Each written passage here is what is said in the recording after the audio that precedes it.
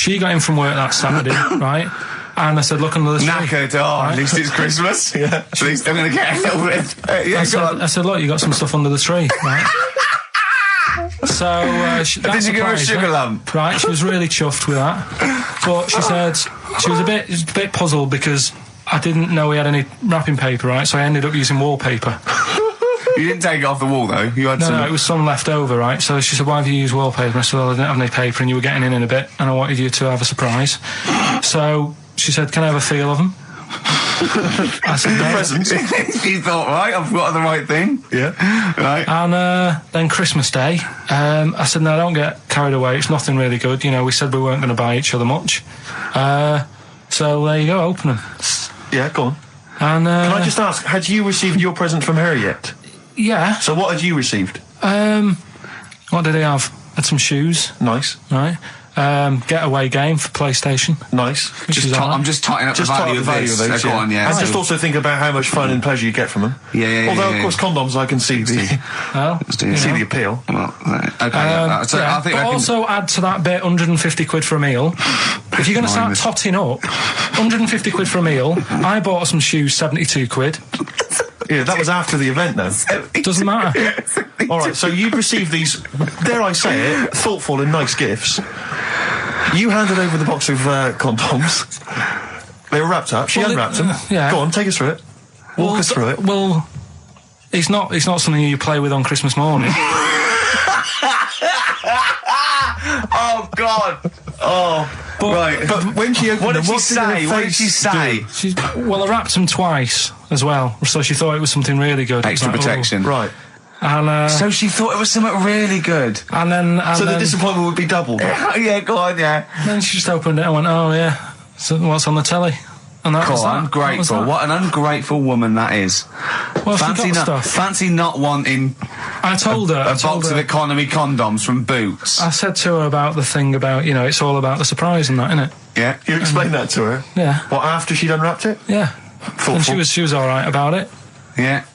She understood. Rick, you know I suggested to him that he buy his girlfriend a gift. I'm worried I've done more damage to the relationship by suggesting that than if he had just forgotten. Next time you've got to go shopping for yourself, Steve. I think I might do. You've better go shopping for yourself. I'm glad it's all over, though. It's mental. Yeah. It annoys me. The whole thing annoys me. And she knows that as well. Yeah.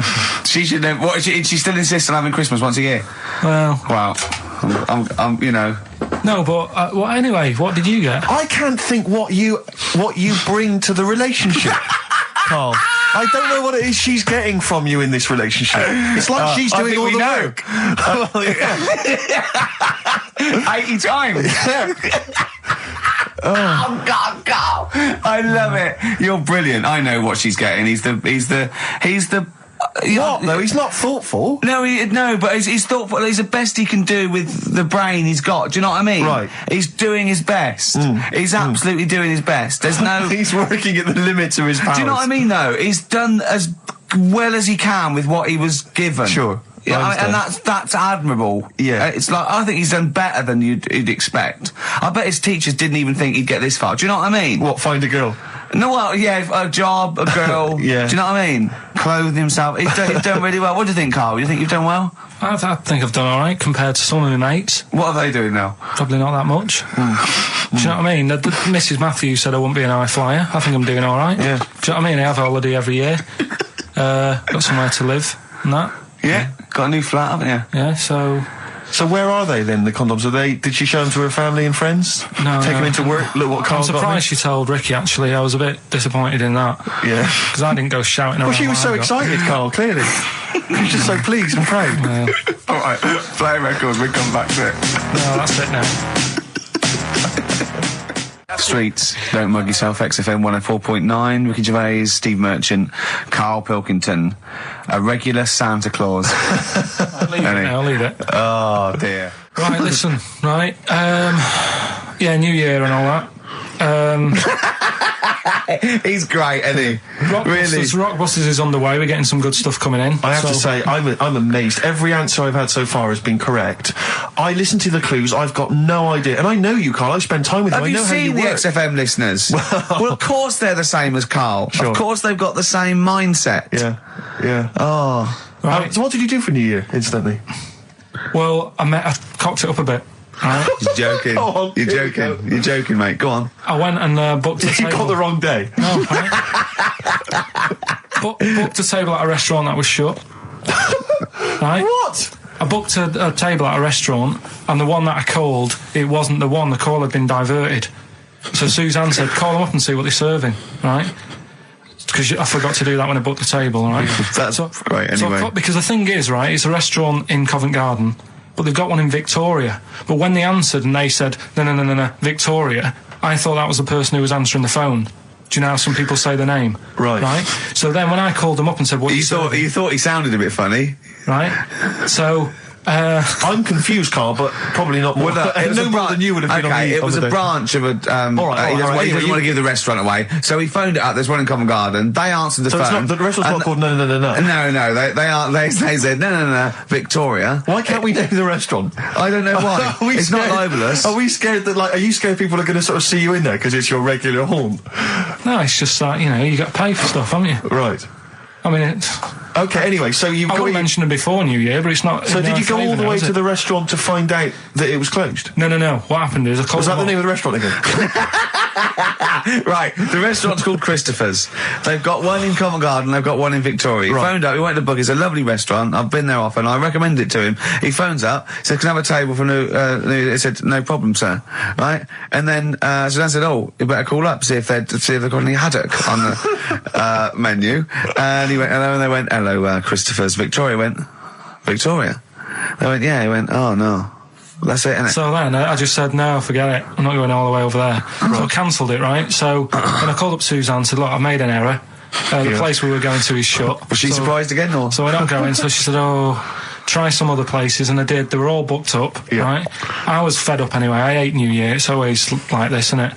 So I said, look. You know the common factor in all these stories? You hate Christmas, you hate birthdays, you hate New Year. It is you. Right? Yeah. So I said, I'll sort something out. Yeah. So I went to Tesco. Leave it with me. Went to Tesco's, boots went were to shut. Tesco. Got a lovely plate of condoms. Did you just stay in and play with her birthday, her Christmas gifts? blowing them up? I've done some balloons. Well, it was. I think we did stay in. And I watched that thing that, 100 Greatest Moments, which was annoying me. Did you see, there was a nudist on it?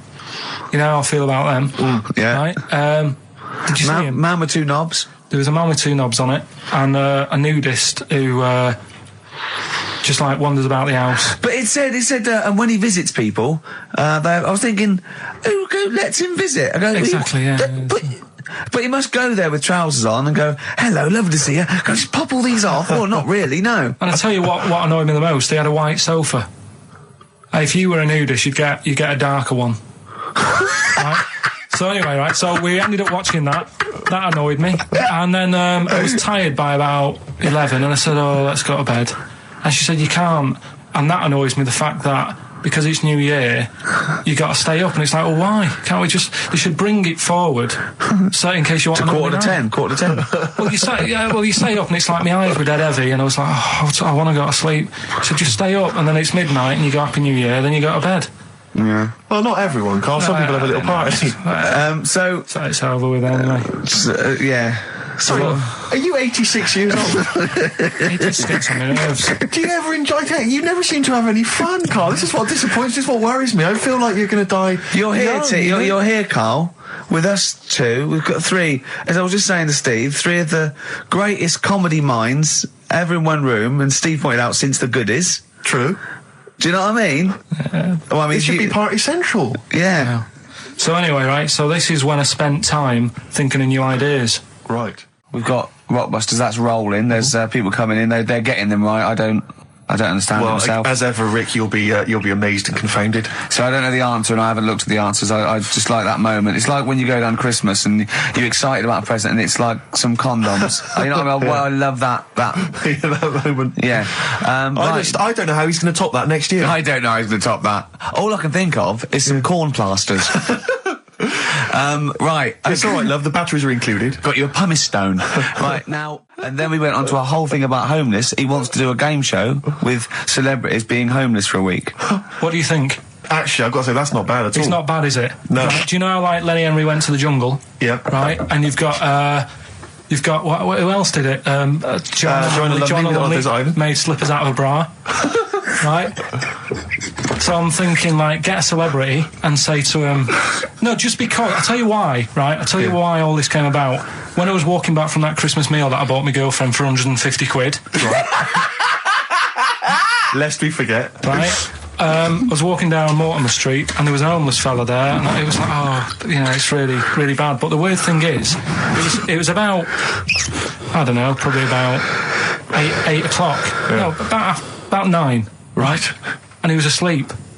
And I just thought, do homeless people ever think, I think I'll have an early one tonight?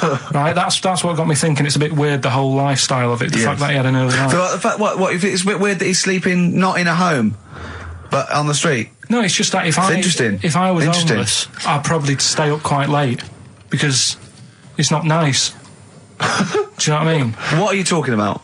Just being homeless isn't a good thing, is it? No. People forget how bad it is. Yeah. Right? But surely sleeping gets you out of reality. They sleep because they're tired. They can't sleep very well, so they need all the sleep they can get. Yeah, but sleeping's nice if you've got a nice big bed. What, you think that they can go, I'll stay up, I'll go to bed at 2, I'll go straight to sleep, and I'll pop up at 8 when the alarm clock goes off? Well, it's just what I was thinking, right? So I was thinking how bad it is, and it's, especially this time of the year, Yeah, it's terrible. It's the really worst thing. And to sort of give it some publicity and get a bit of help behind it, get celebrities, someone like Phil Mitchell, maybe, off EastEnders, who's a big fella, he can look after himself, put him in a shop doorway, have some cameras set far away in a building or something, they can film him, and it's up to him how he raises money for food to eat. He could sign autographs. Well, they wouldn't know him though, would they? Because you never look at a homeless person. You get, what's her name? Gail Porter. Yeah. Gabby Roslin. Right, yeah. Narinda from Big Brother. Yeah. Who else would do it? I got a game show idea. Les Dennis, I reckon. I got a game show idea called On the Game. And what happens is, you get Narinda from Big Brother. It was your girlfriend's birthday, wasn't it? Earlier in the week? Or last week? On Monday, yeah. And, I mean, obviously it was a triumph with the stuff you got her for Christmas. The condoms. The box of condoms. Box set of condoms. Oh, yeah. Not just the singles, the whole set. Yeah, a complete collection. Brilliant. So what did you go for this time? What did you get her? Yeah, but... No, but it's her birthday. How long have you been together? About 9 years. Okay, so, God, it must cost you so much. No, but it starts getting tricky, doesn't it? Because I spoiled her a lot in the first few years. Yeah. So then Here's a packet of rubber bands. Enjoy them. Oh. Well, it's what she wanted. Okay. I mean, you're making out as if... No, everyone wants paper clips. Come on, what did you get her? Got her a new pair of gloves. Right. All right, well. And? What, nice leather ones from Selfridges or Harrods or something? They were good ones, the sort she likes, so... They weren't... Well, they weren't the little woolen ones that she had. Yeah. I thought that was a joke when she said he got me these, because I laughed. No, but I know that's the one she did have. When they said it's his birthday, it was her birthday Monday, and me and Steve wanted to get her, and she went, he got me these, because she had those little woolen gloves on. I laughed, because I thought she was joking, Carl. That's what she wanted. Right. I've told you before about buying presents. Did those gloves have your name sewn in them? And a piece of string that ran over the back of your duffel coat? I've never been into getting presents and that. I had the problem at that Christmas one, that time with the Victoria Plum. Yeah, we'd hate that. We'd hate to bring that back. We've done that. Because you talked about because it's kind of to do with your dad, isn't it? He's a very bad gift buyer, was that the problem? Well, yeah, my dad just wouldn't bother. It was my mum who sort of made an effort, and she sort of worked out half of what I wanted, then she left it to my dad to get it off someone, see if he could get one cheap or whatever. I love the fact that usually people talk about, like, drinking heavily or violent abuse, right? Yeah. But here's what he's been left with and scarred with for parents is bad gift buying. Yeah, and that's the Victoria Plum incident. In the greater scheme of things in the world, that's not a bad thing to have, is it? Right, there was this, this is what it's like about getting presents and stuff, right? With my mum and dad. Go on. My mate, Colin, right? Colin Makin? No, Colin Bailey, right? Yeah. He had a little Sinclair Spectrum, right? Yeah. Computer, which was like the thing to have at that time, right? Yeah. You used to always go round to his house. The deal was... Not the one you had to play through the window because you weren't allowed No, that's another lad. Oh, right? yeah. This is a different lad, and the deal was, he came to our house, and my mum gave him a pie. And then I'd go round to his, and I'd stay there for a few hours playing, you know, Hungry Horace and stuff like that on it. Sure. Right? Now, my mum and dad knew that I really wanted one of these computers, right? So I waited about a year. Came round to Christmas Day. I thought, I reckon might have one. Turned out they bought me the wrong one. They bought me a ZX81 instead of a Spectrum, right? And Christmas Day, I'm there trying to load the games up. It's not working. I'm thinking, what's wrong, right? And the thing with me when I was a kid, I used to get quite sort of agitated. This is the moment, right? I found out that it needed a RAM pack to make it work, right? Looking in the thing and it's saying, and make sure you put your RAM pack in the back. And I was like, oh, where's the RAM pack? And my dad's going, I don't know, I've got you the main bit. That's it. So I was that wound up, I just was sick, right? Just sick. I didn't feel sick or anything. I just was like, oh God. Went to the sink, just sick. Because I was that on edge about it. I said, come on, we've got to get one. And my dad's like, Tandy's shut. We're not gonna get anything today. Ruined again, Christmas Day. That was after the year when my train set got blown up by our kid. The following year, no RAM pack. And now you ask me, why don't I get good presents? he's scarred. He just I'm gonna die. Honestly, I'm gonna die. He's just being sick. Yeah. There's no RAM pack. Did you get to the bottom of it? Why wasn't there a RAM pack? You have to buy them separate. Oh, okay. What do you mean I can't play Frogger? Oh no. So, wasn't there another incident when you threw up? Spontaneously threw up? Through sheer anxiety? I do get it. It's not so much now because I've relaxed a bit, but as a kid I used to be quite on edge all the time with certain things. Do you think that's what happened to your cat that kept being sick? That it didn't get the food it wanted and it just threw up? Do you remember that? Yeah. God, so they shaved it. Yeah, but again, you see, the cat thing, I mean, it's mad. I was thinking about it the other day, right? I used to think I had quite a normal upbringing. You didn't. Right? And someone was talking Your about mother once told you not to go to school because it was windy, Carl. It was not a normal upbringing. The cat was being sick, so she shaved it, so it was easier to clean. Right, well, my mum and dad went on holiday, right? And I stayed at the Rosses down the road. Oh, yeah. Only a kid, must have been about 5 or something, right? And I was always running around in the house. I had a lot of energy as a kid. What the Rosses did, they had this cat that was dead violent, the most violent sort of angry cat I have ever witnessed. A tiger. It was honestly, Steve, if it was bigger, it would have been, because it was just always having a go at you. Yeah. If you went to pat it on the head, it went to bite you and stuff. And what they used to do with it, to stop me running around, I'd sort of be running around, and then I'd get a bit tired, and they'd say, have a lie down on the settee. So I'd lie down on the settee and I'd nod off. And what they used to do, I'd wake up and I'd put the cat on my belly. Right? So I'd be scared to move because it's like it's going to get me. But it would keep you there. It kept me there, and it used to sort of slaver on me, and they'd sort of, go out or whatever, and I'd be lying there. That's not normal, is it? Carl, sorry, were you created by the Brothers Grimm for one of their fairy tales? What kind of a life is that? A cat paperweight to keep Carl in place. He keeps blowing around. It's windy. We'll have to weigh him down. Be careful. Your mum probably told him that it's a windy day. You've got to get something heavy on him. Otherwise he just gets blown into the road. God. Bless him. Well, were you on Richard and Julie yesterday? Right. Yeah. Tell us about that. It was good. It was good fun. Yeah. It's a bit surreal. Is it? Yeah. It's nice. It's nice though. There's something charming about them. Do you know what I mean? They go off on tangents. They sort of digress. They suddenly think of something. She suddenly go, "Oh, my jumper's itching" or something. Yeah. And it's quite charming. It's not annoying at all. Yeah. And I'd never seen them through before. And I hope I didn't insult them because I said it was like an adult Blue Peter. Right. But in what way? Well, they had a Christmas wrapping competition. Right. Then they had a Christmas wrapping competition. And then they had that wasn't them doing kind of hip-hop. Then they had what the French people are like. There was didn't quite understand that living in France. Then they had a woman who relived Elizabethan Christmas. The bit that made me laugh was she was sort of announcing this through an Elizabethan microphone and PA to all the people sitting around dressed as. I'm a bit confused. This sounds baffling. It was good though. And at the end I said, next week I'll be washing a tortoise and that. Yeah. And the producer said, if you do want to make something for the show, we'll definitely feature it.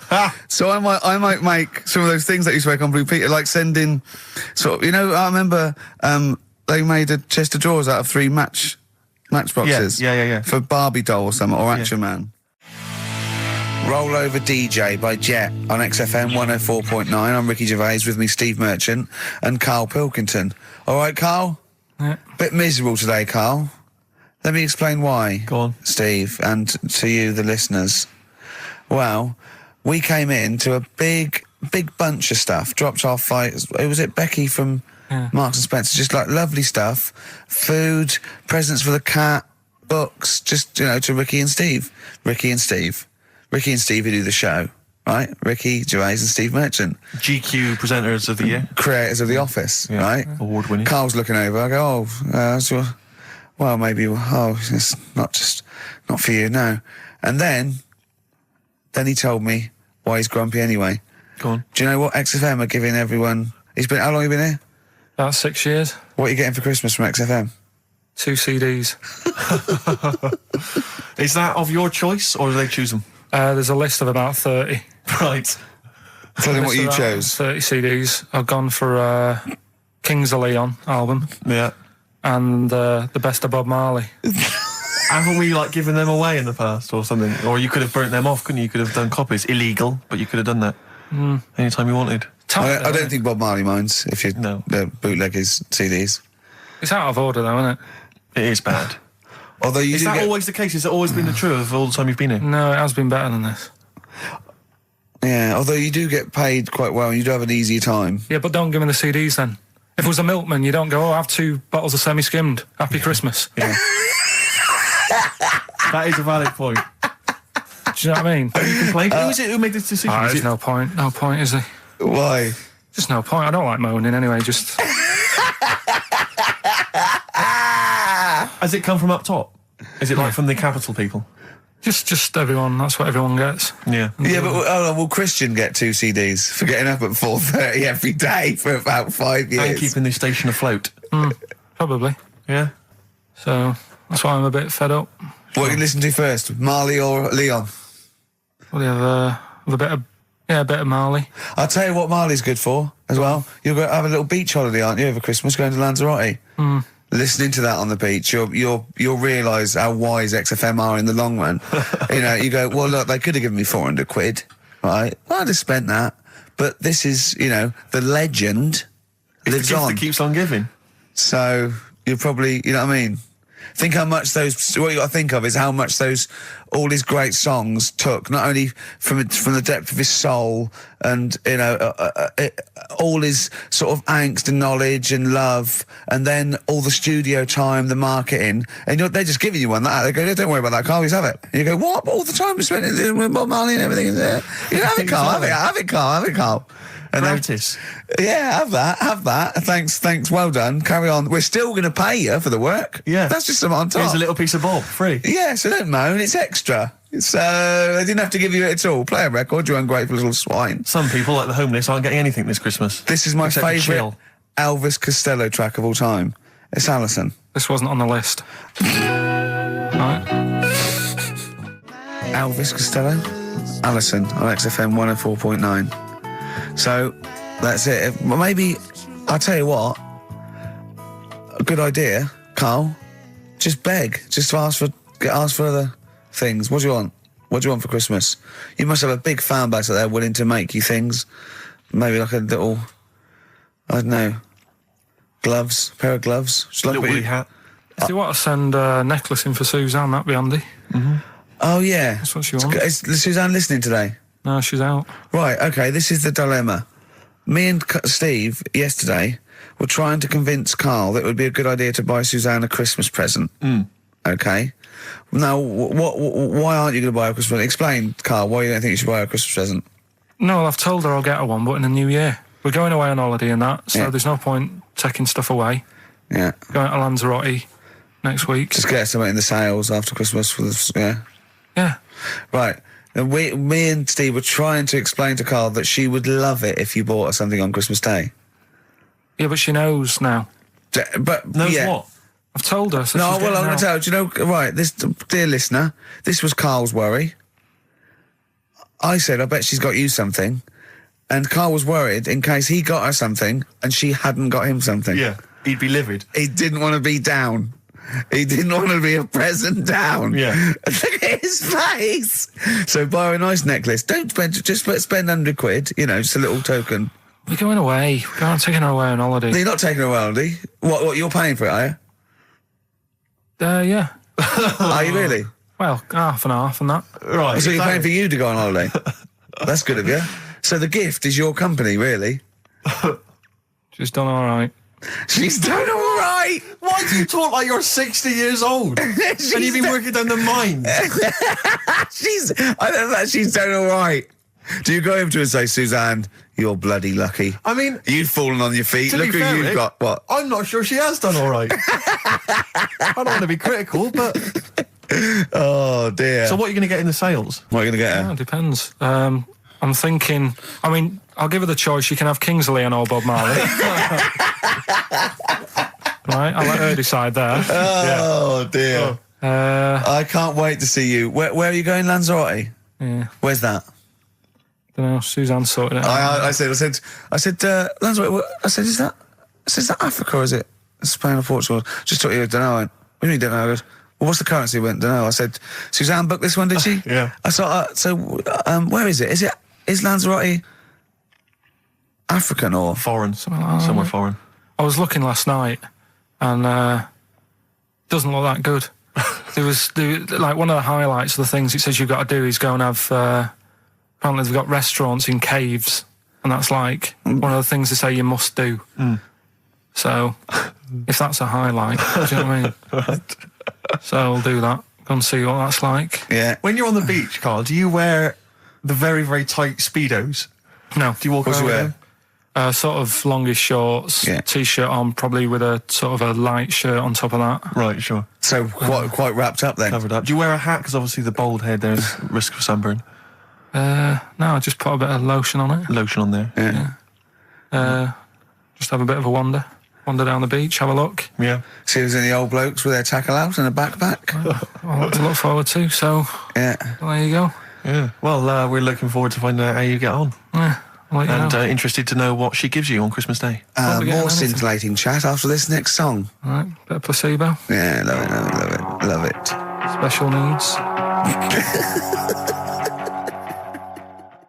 Placebo, special needs on XFM 104.9. Email in where Lanzarote is. I don't know if it's Italy or Spain or Europe or maybe Africa. You know, these are the sort of things, these are the reasons I come into it, to at least learn something, innit, Carl? We've stopped educating Ricky, so I've stopped learning, you know, about things like the woman who ate mud all her life. I told you something before when we were in the office. What was that? What did you teach me? They've just counted how many fish are in the sea and that. No, they haven't. They've just done a census. A census. What, a fish? Yeah, some fellas have gone in the sea and they've got to work out. There's about... Mrs. Spratt, is this your son? No, he's a lodger. Okay, well, let's mark him down. That's 2. Oh, I've lost count. 6 million, 4 and... Oh, darn. So how many are there? About... There's a lot. There's... Oh. Well, there are more species of fish than bird, mammal and reptile put together. Can I ask a question? That's on my DVD of animals. That's still available in the shops. Probably find it online. You'll get that slightly cheaper. $15.99. What? Go on, ask me a Special question. features Ask me a which question. include Ask me a question. Karl's Pilkington's also on the DVD. Yeah. That's a perfect Christmas gift. Yeah. Long and Winding Road. I love that, but I don't like the way McCartney sings here. There's just one, he goes, you leave me waiting here. Well, he's always got that slightly affected. But it sounds style, like doesn't it? Richard Burton or something, here. Yeah. But it's only one that does it, but I don't know why. I just think he likes it or wants to go back and change it. Maybe it's like... But having said that, you know, I'm not taking away from the Beatles, one of the best bands ever. Well, yeah, good luck to Brilliant songwriters. Oh, yeah, they do well. Yeah. We've had a lot of emails, Karl. I don't want to sort of put a dampener on your Christmas, but a lot of people have been slagging off Lanzarote.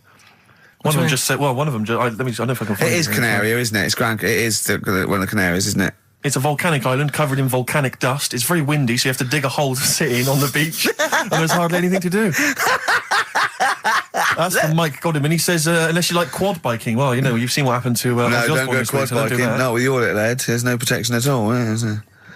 I don't know what you're thinking. I don't know. At least Rick Mann and Ozzy had lots of hair. Yours would be like Humpty Dumpty. It would crack like a little egg. And then we'd seen, there's no kings or kings horses. So, Well, they couldn't do the job anyway. No, shouldn't really send them. They're not really qualified. Horses not equipped to put send back an a egg medical man. man like Neil Fox in Yes. to mend But not eggs. some kind of military horse. I bet he's had egg on his face a few times, hasn't he? What, Foxy? Yeah. Most of the series are Pop Idol. Right, Carl.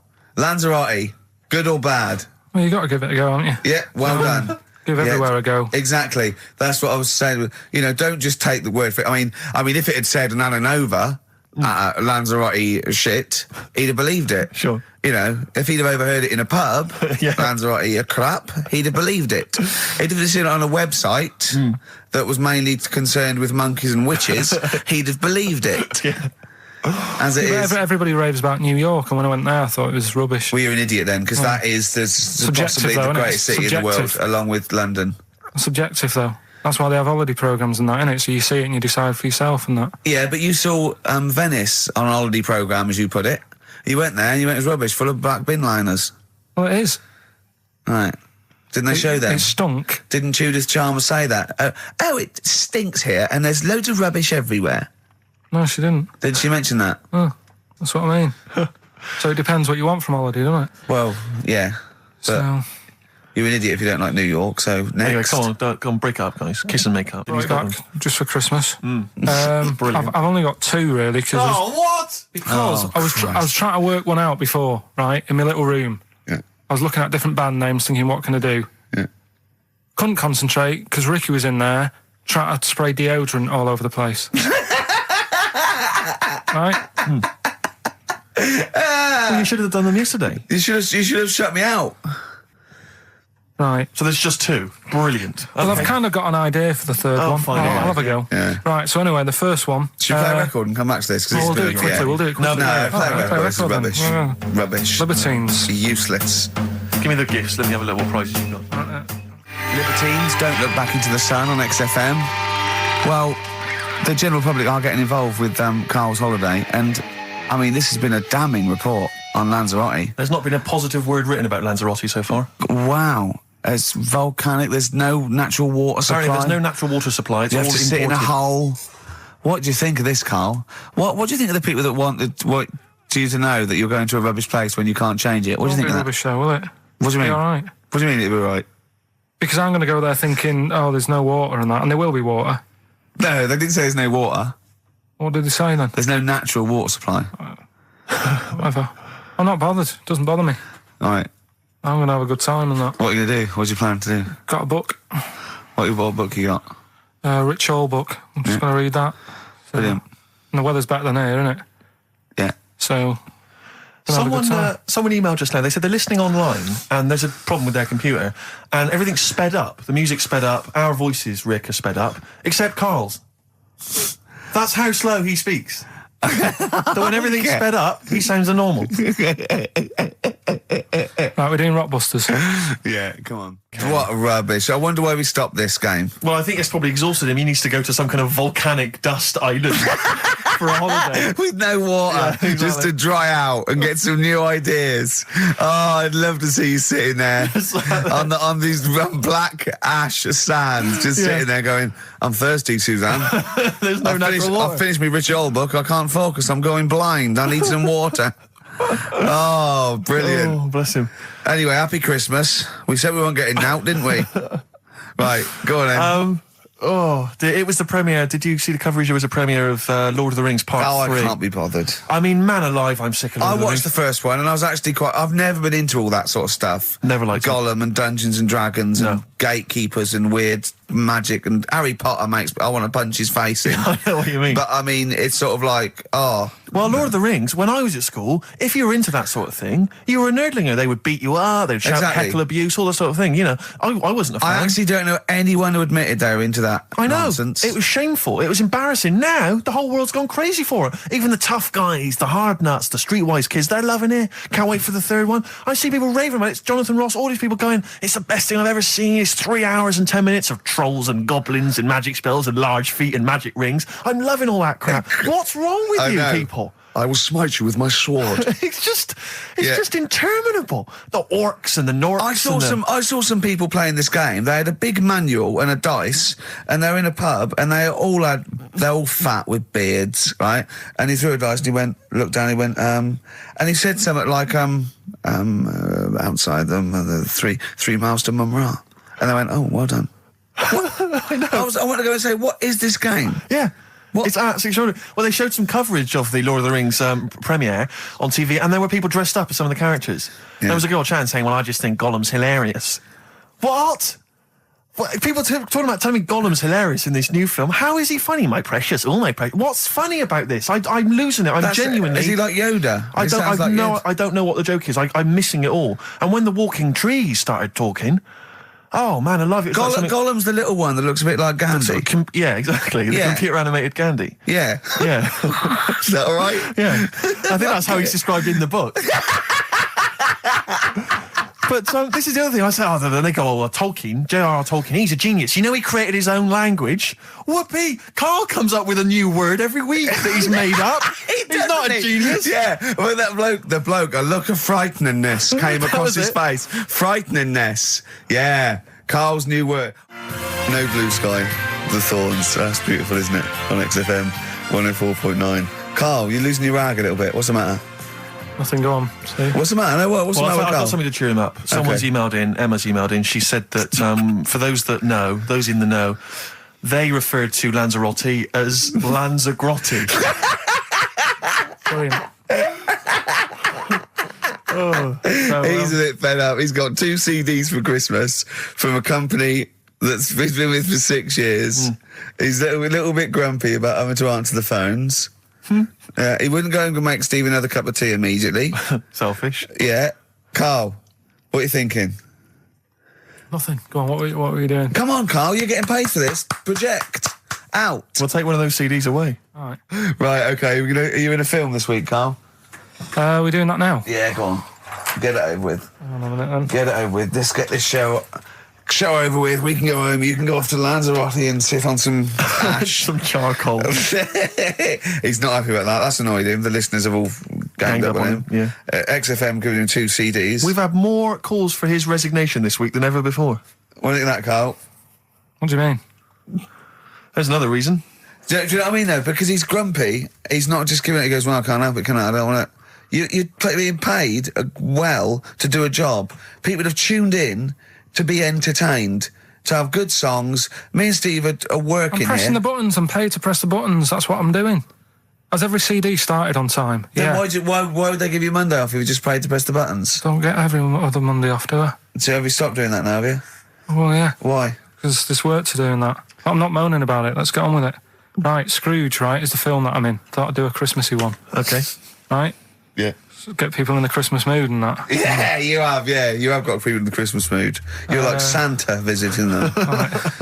So it's you in the film Scrooge. Yeah. Which version of Scrooge? The old one. Is it? If it's just you moaning with bells, I'll be annoyed. Right, that is essentially Scrooge. Yeah. Right, Scrooge. Listen to this, and then there's some question at the end, all right. and you can win some stuff and that. Yeah. All right. Yeah.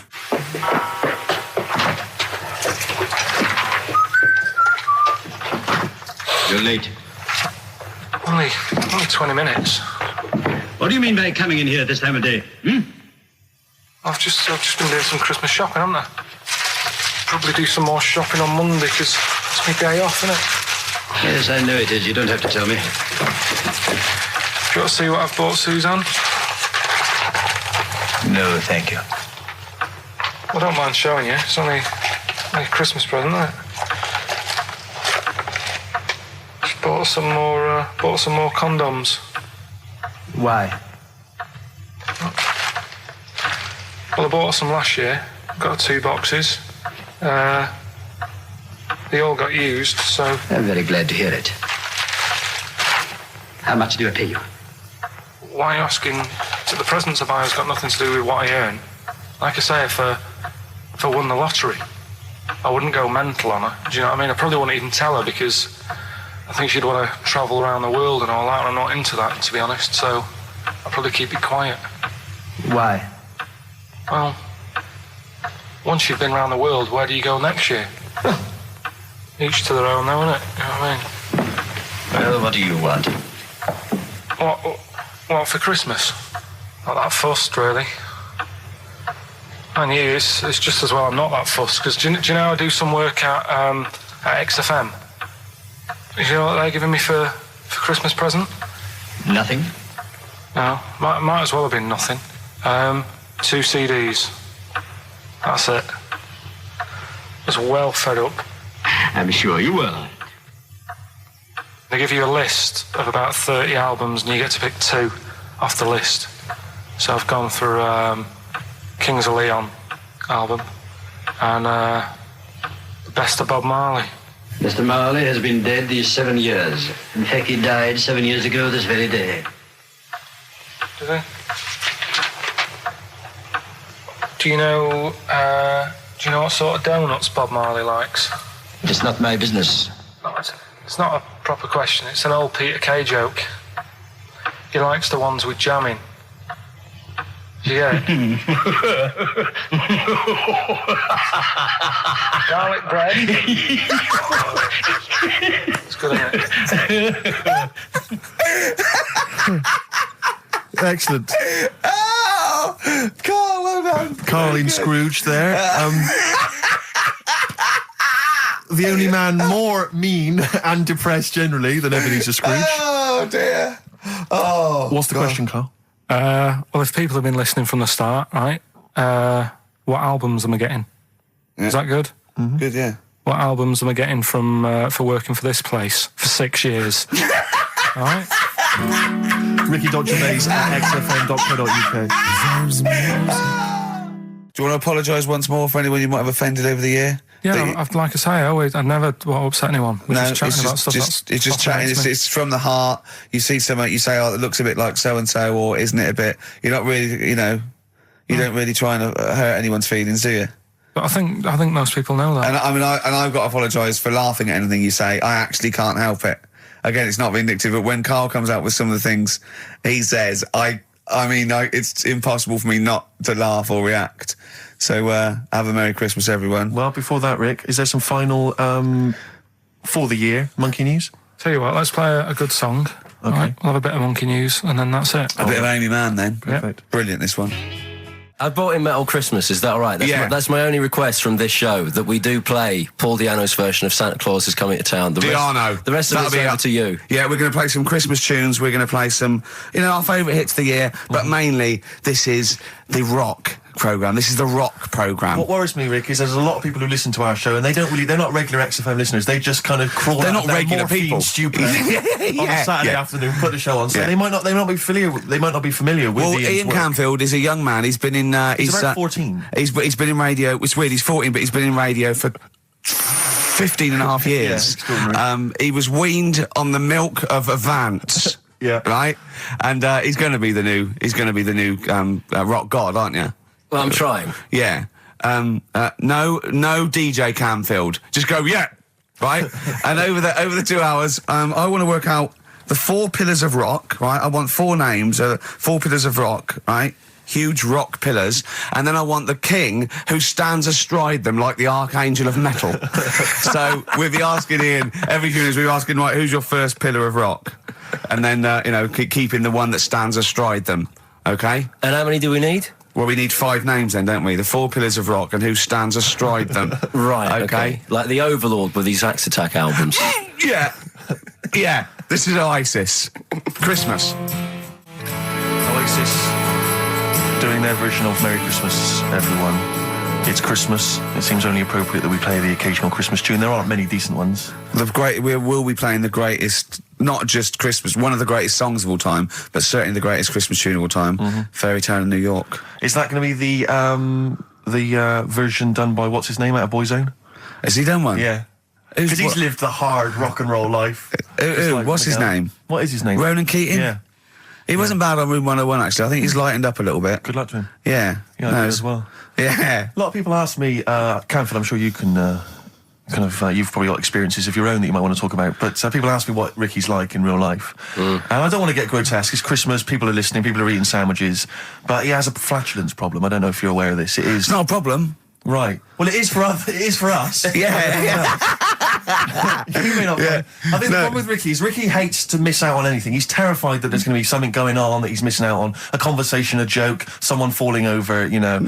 And so he daren't spend any time in the lavatory because it's too any period of time he spends in there, he could be missing out on some fun. So he kind of tries to get his lavatory, you know, occupying time down to a minimum, an absolute minimum. Plenty of pissing. There's loads of that, but none of the other activity. Really, I mean, you keep that. Really, it's like you're in, you're out, and sometimes I don't think you've done the full job, Rick. Yeah. And today, I tell you this, my eyes were bleeding. It's intense. It's just a word of warning because the kitchen at XFM is out of bounds now. No one's going in there until the new year. A to J in the library. A to J in the record library. I'll tell you this: I don't know if like Tony Blackburn's in the building. His wig will fall off. But seriously, not that he wears a wig. He doesn't wear a wig. But if he's going down now, maybe he wants to play some Beach Boys. I mean, seriously, forget I'm a Celebrity, get me out of here. Forget you might have survived in the jungle, Tony. But you get down there, mate. Tony, would you rather eat a plate of maggots or go and get Beach Boys? Exactly. It's saying A to J. Oh, pot pickers. Exactly. Jesus Christ. It is absolutely extraordinary down there. So I'll just be warned. But it's Christmas. Yeah. Christmas. Why would Blackburn be listening to this? I don't know. He's probably doing a bit of Christmas shopping. Sure. And he's out and about with probably got his little, personal stereo on. Yeah. And he goes, I'll listen to the boys at XFM. Exactly. And Camfield, what do you think of it so far? Yeah. Yeah? Yeah. It's not Vance, is it? Okay, who is secured as one of the pillars of rock? I'll tell you what, I want some ads, and after that, the Fairy Tale of New York. Oh. XFM. The Pokes, featuring Kirsty McCall, and a Fairy Tale of New York. Brilliant. On XFM 104.9. That's the song I think that single-handedly keeps Shane MacGowan in gin for another year. It must do well, though. But I'm sure it does. I absolutely love it. I still love it. I saw it on Top of the Pops too. And it's just brilliant. I mean, he wasn't great at miming, but it didn't bother me. Sure. It was miming to a different song, probably. In his head. It was great. I had a little visit in the week, Rick. I think you missed out. A little Christmas visit from, I know he's a friend of yours. He's a friend of He's a friend of the nation. Go on. TV illusionist Darren Brown. Oh, yeah. Yeah, he's bought a new pad. Yeah. And he just came around to tell me about it. Yeah. And it's interesting because... Somewhere to keep his guns. Exactly. And he... I can never know kind of how much, he's just playing with your mind, experimenting. But he was telling me about the place, and apparently... He loves you? he's got a B-day in the house. Now, we were discussing B-days because... Never understood that. I've never got my head around it. To this day... He's not meant to. Well, no. But I don't think I've ever met anyone who's used a B-day. Oh, Darren Brown does. He's known as the cleanest arse in Modern Magic. Yeah. I think, Rick, I was the subject of a Christmas con in the week. What, you mean you bought something for £4, then saw it for £3.90 as you walked home? That would make me livid. Because I've seen you really livid. I'm absolutely furious. When I bought my PlayStation, I saw I could get it for £5 cheaper down the road. I was absolutely fuming. And you'd already walked to about 19 places, I remember. Yeah. I actually left you after about an hour. Yeah. No, I do. I'm furious because I got to get a bargain. I hate feeling that I'm being ripped off. Yeah. And I'll tell you this, I'm loving online shopping. Oh, the savings I'm making, Rick. Really? It's crazy. Really? Getting 15, 20 quid off some things. Is it really? Oh, amazing. But these things, I might point out, are like Jaguars and Mitsubishi cars. Exactly. Yeah, but it's worth shopping round. No, this was not so much a con. It was a con, but it wasn't so much one of those just a missed bargain. Yeah. Doorbell rings, answer it. It's a couple of girls. They must have been 13 or 14, maybe. Now, I've always had a problem with teenagers. I'm intimidated by teenagers. In case they call you a dork or something. Well, I mean, I told you before, I was walking down the street once, and there's two guys coming towards me. I mean, real losers. Do you know what I mean? Glasses, the spots, greasy hair. Do you know, really pathetic. And I was sniggering to myself. I was thinking, look at those losers. And as I passed them, I heard one of them look at me and say to his mate, look at that geek.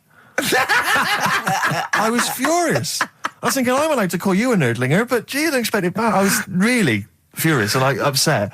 And so, as I say, these teenagers are at the door, and they were quite aggressive, quite aggressive girls. And they had a piece of A4 paper, and they went, "We're doing a sponsored thing." Yeah. But I didn't quite catch what it was they were doing that was sponsored. I think they sort of fudged it. They went, "We're doing a sponsor."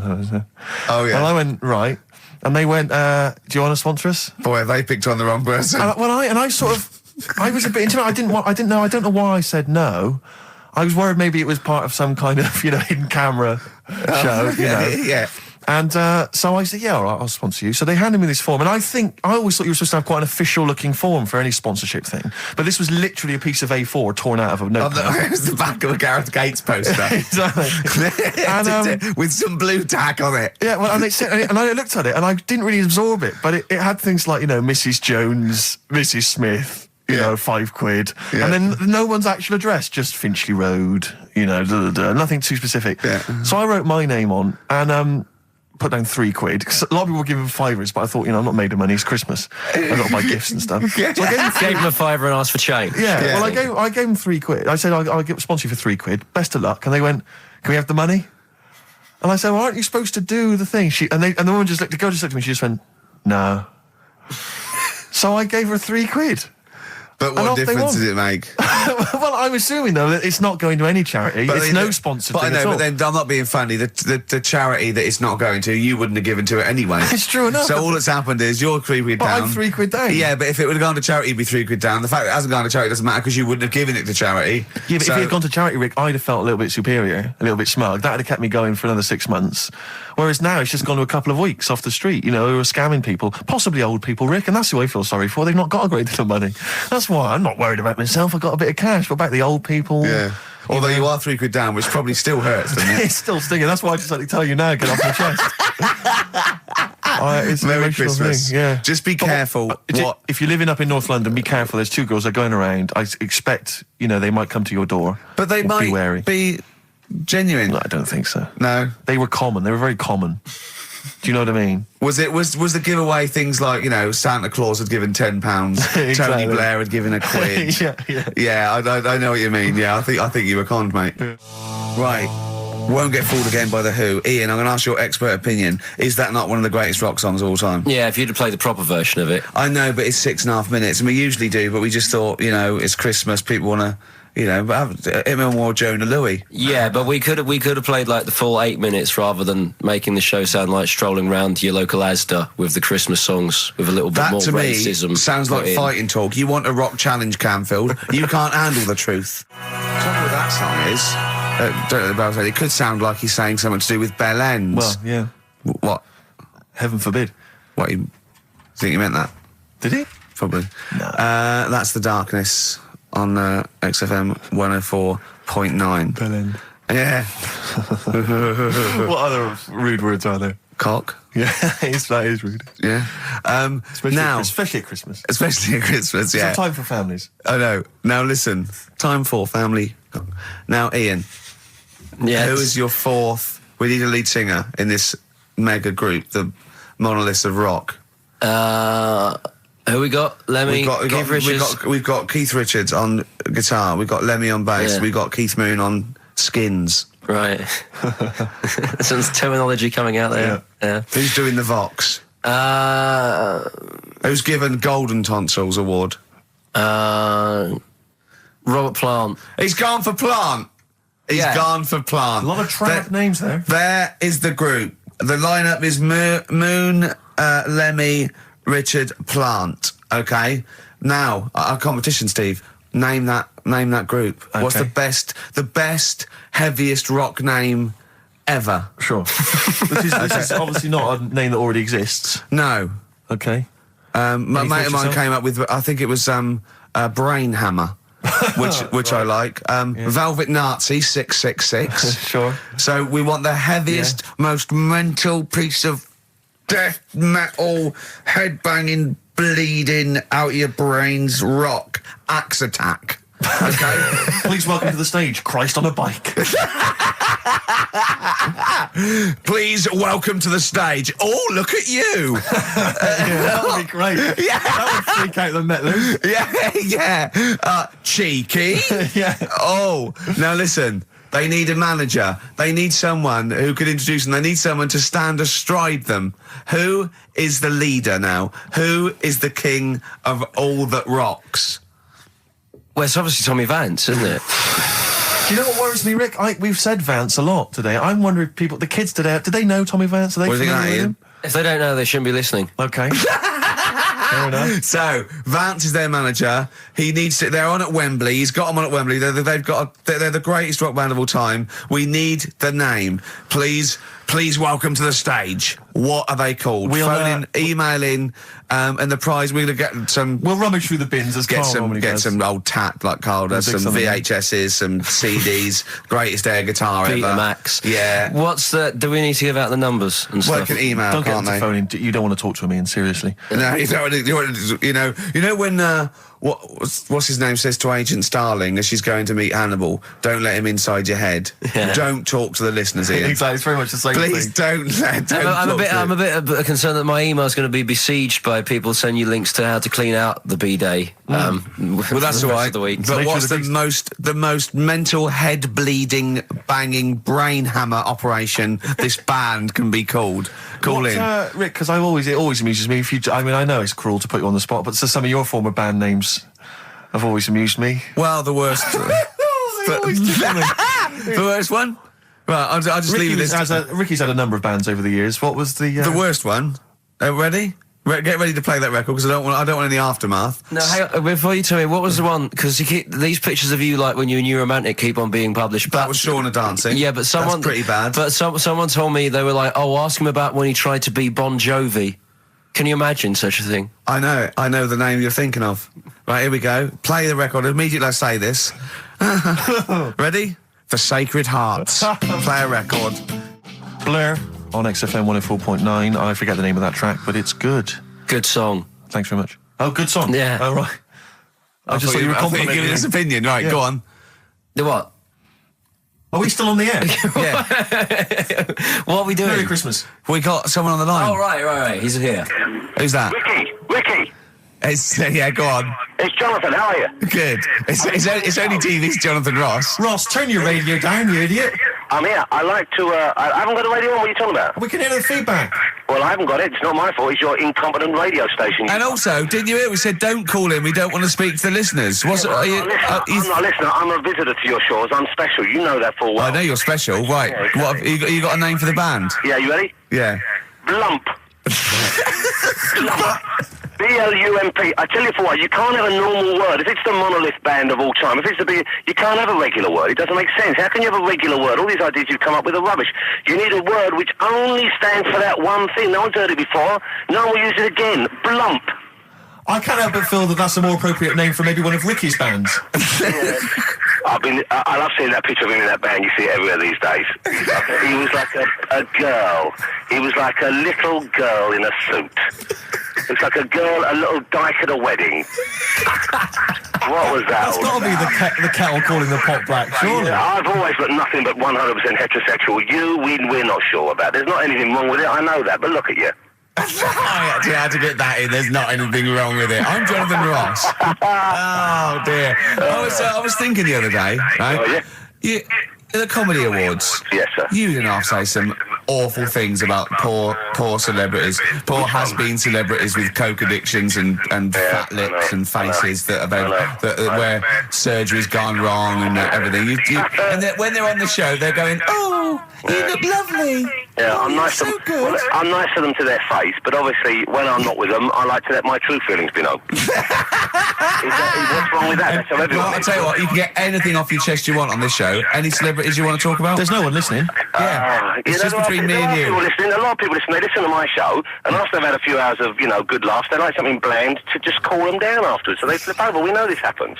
Did you mention my DVD on your radio show? You know what? I forgot to mention it. Christ! I meant to mention by the office, but I forgot to mention it. And then I thought afterwards, it's not like he needs the cash, is it? It's not like he needs it. It's not like it is, but he's probably earned more money in a short space. You're like a lottery winner, and you've got about as much taste. You're like one of those burglars who's won the lottery. I am. I'm dressed like an Albanian window cleaner at the moment. Burglar from Reading who won the lottery, and now he's fritting it away on what? I do feel sorry for my neighbours. I've moved into a really nice place. I feel like it's the hillbillies. No, it's nice he's moved in though, because it's nice. He's given them something to sort of talk about behind your back. You've united the whole block. Right, go and play with some Japanese wind-up toys now. I'm going home to play Mario Double Dash with my son. It's going to be a good afternoon. I phoned you once after I finished my show. It was about 5 minutes past 3.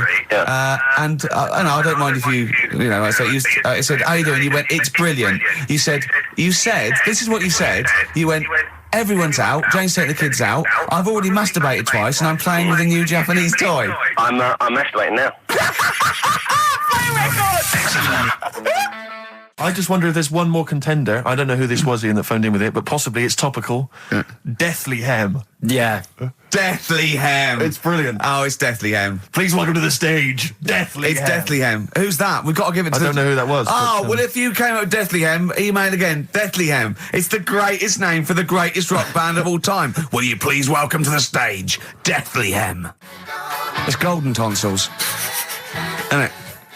I went to, I was going to go see him once at the Camden Underworld about a year ago, and they had this sign up, right, saying that Graham Bonnet, who sang that song, had cancelled, right, and it said, God willing, he'll be performing tomorrow. And just in case you thought he cancelled because maybe no one bought any tickets, the doctor's certificate was beneath the cancellation sign. Brilliant. Well, we've sung that a couple of times drunk, haven't we, Ian? Oh, but, at the top of our voice. We have done it. It is the best ever. Yeah, it is. Ben has won whatever you're giving away. Yeah. Ben came up with Deathly Hem. Yeah, Deathly Hem. Yeah. I mean, if you are in a rock band and you're looking for a name and you think you deserve that name, then, you know, write to us. We want to know that you're really heavy, and Ian Camphor would officially hand over the deeds of the name Bethlehem.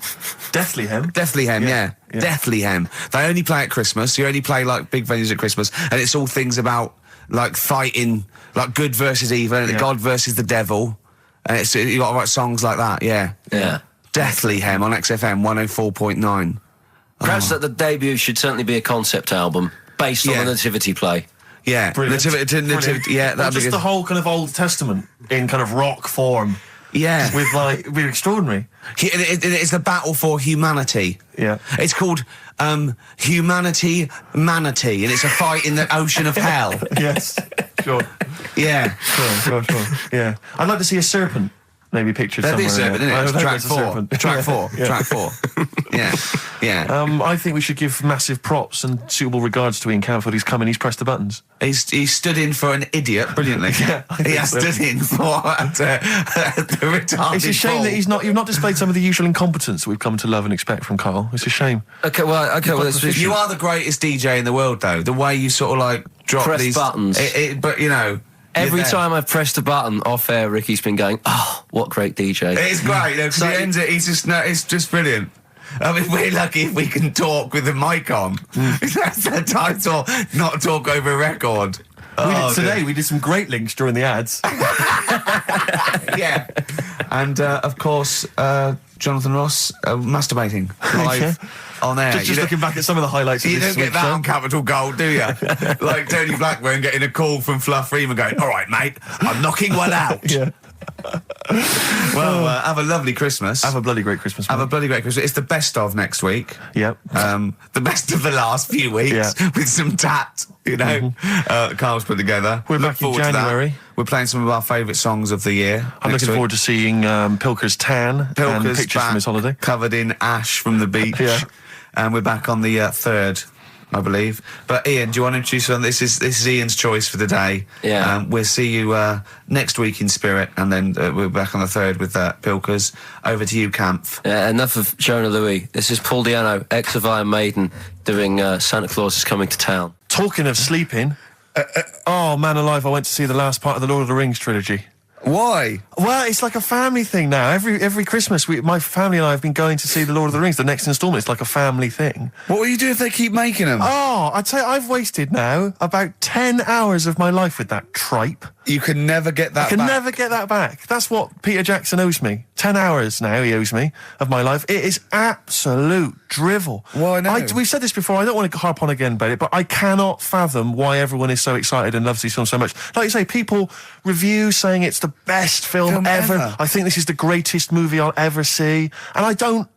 It's like they go, oh, but look at all the fight sequences. But Tolkien being up there in literature, like, you know what I mean? It's sort of like Shakespeare, Tolkien. No!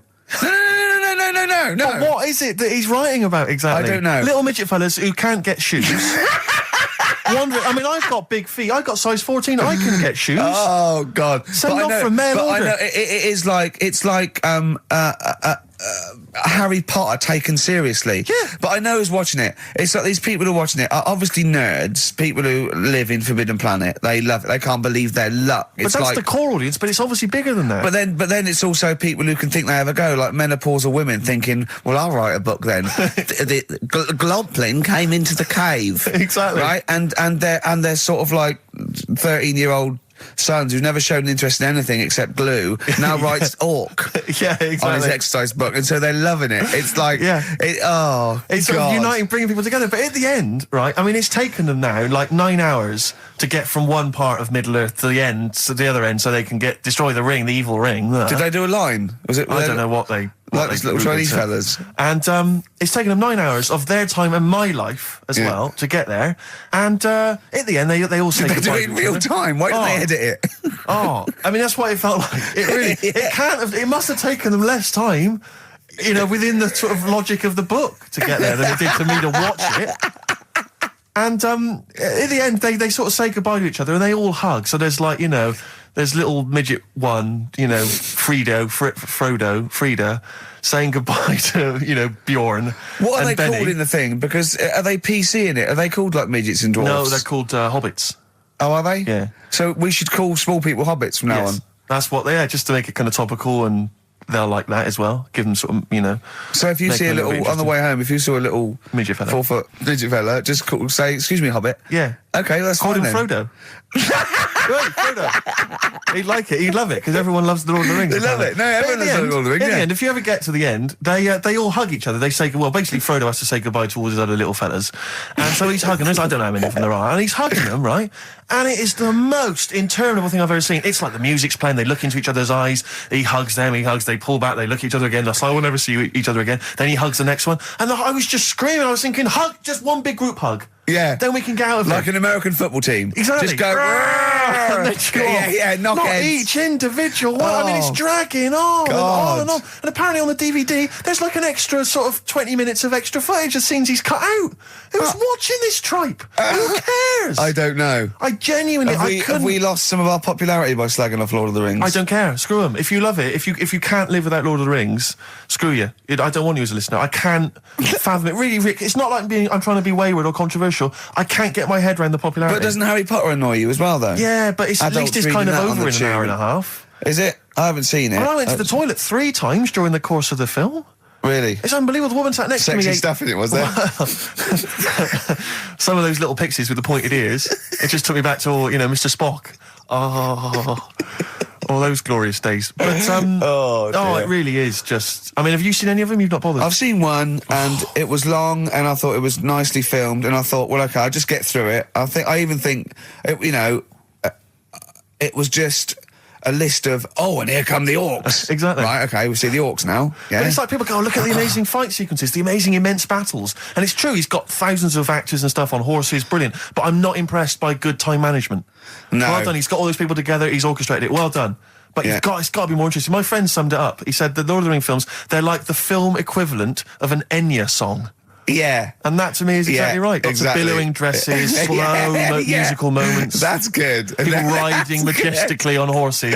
Enya. Constantly riding majestically everywhere. Dido's taken over from Enya in that. Well, So possibly I've got so. a confession to make. Go on. I like that latest Dido song. Oh, play a song. Let me just, I I've got to talk to you about it. I thought I'd never. I don't Rick, know what's what to going on? say. Let me explain something to you about Dido. Oh, God. Snow Patrol and Run on XFM 104.9. Yeah, not bad at all, not bad at all. So everyone had a good Christmas, though, yeah? Really? Carl, even though it was like a little bit Lanzagrotti, it was a nice Christmas. Yeah. What was the book you read, by the way? Someone just emailed in and wanted to know. What was the book you read? It was The Governor. The Governor? Yeah. Right, okay. Did you buy Susanna a gift in the end? Which you surprised her with on Christmas Day? Yeah, after that show that we did before Christmas. Yeah. I was walking home thinking, might as well treat her then. Yeah. Went and got her a necklace. Nice. Actually, she said she wanted a necklace, but I didn't know which one, but went and got one. Yeah. And she was happy with that. Yeah. That shut her up. yeah. But, yeah. And did she get you something? a gift back? She did get me something, yeah. See, we knew she Of course would. she would. Yeah, but the thing is, right, she got me a little Game Boy Advance to take on holiday because she Brilliant. knows I get bored. Lovely. Right? So that was good, but I was like, hang on a minute. I know how much I spent, Oh, and I know how much these are, right? But I was clever though. When I got to the airport, I bought her to get me an extra bought me an extra game for it. Yeah. Got the value. Of course. When you were growing up, did you wait to ask your mum for sweets right at the counter so the woman would embarrass her into getting you it?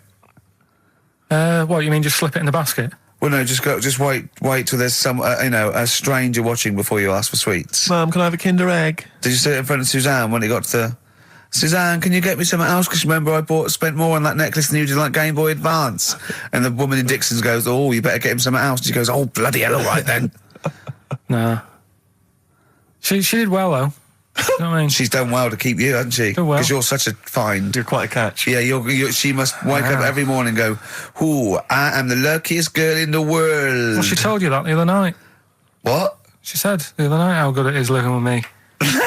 Oh, yeah. I said to Suzanne, it must be great, because I only see him 2 hours a week and I like to squeeze his little head. You can do that all day, every day. Does she ever squeeze your head? No.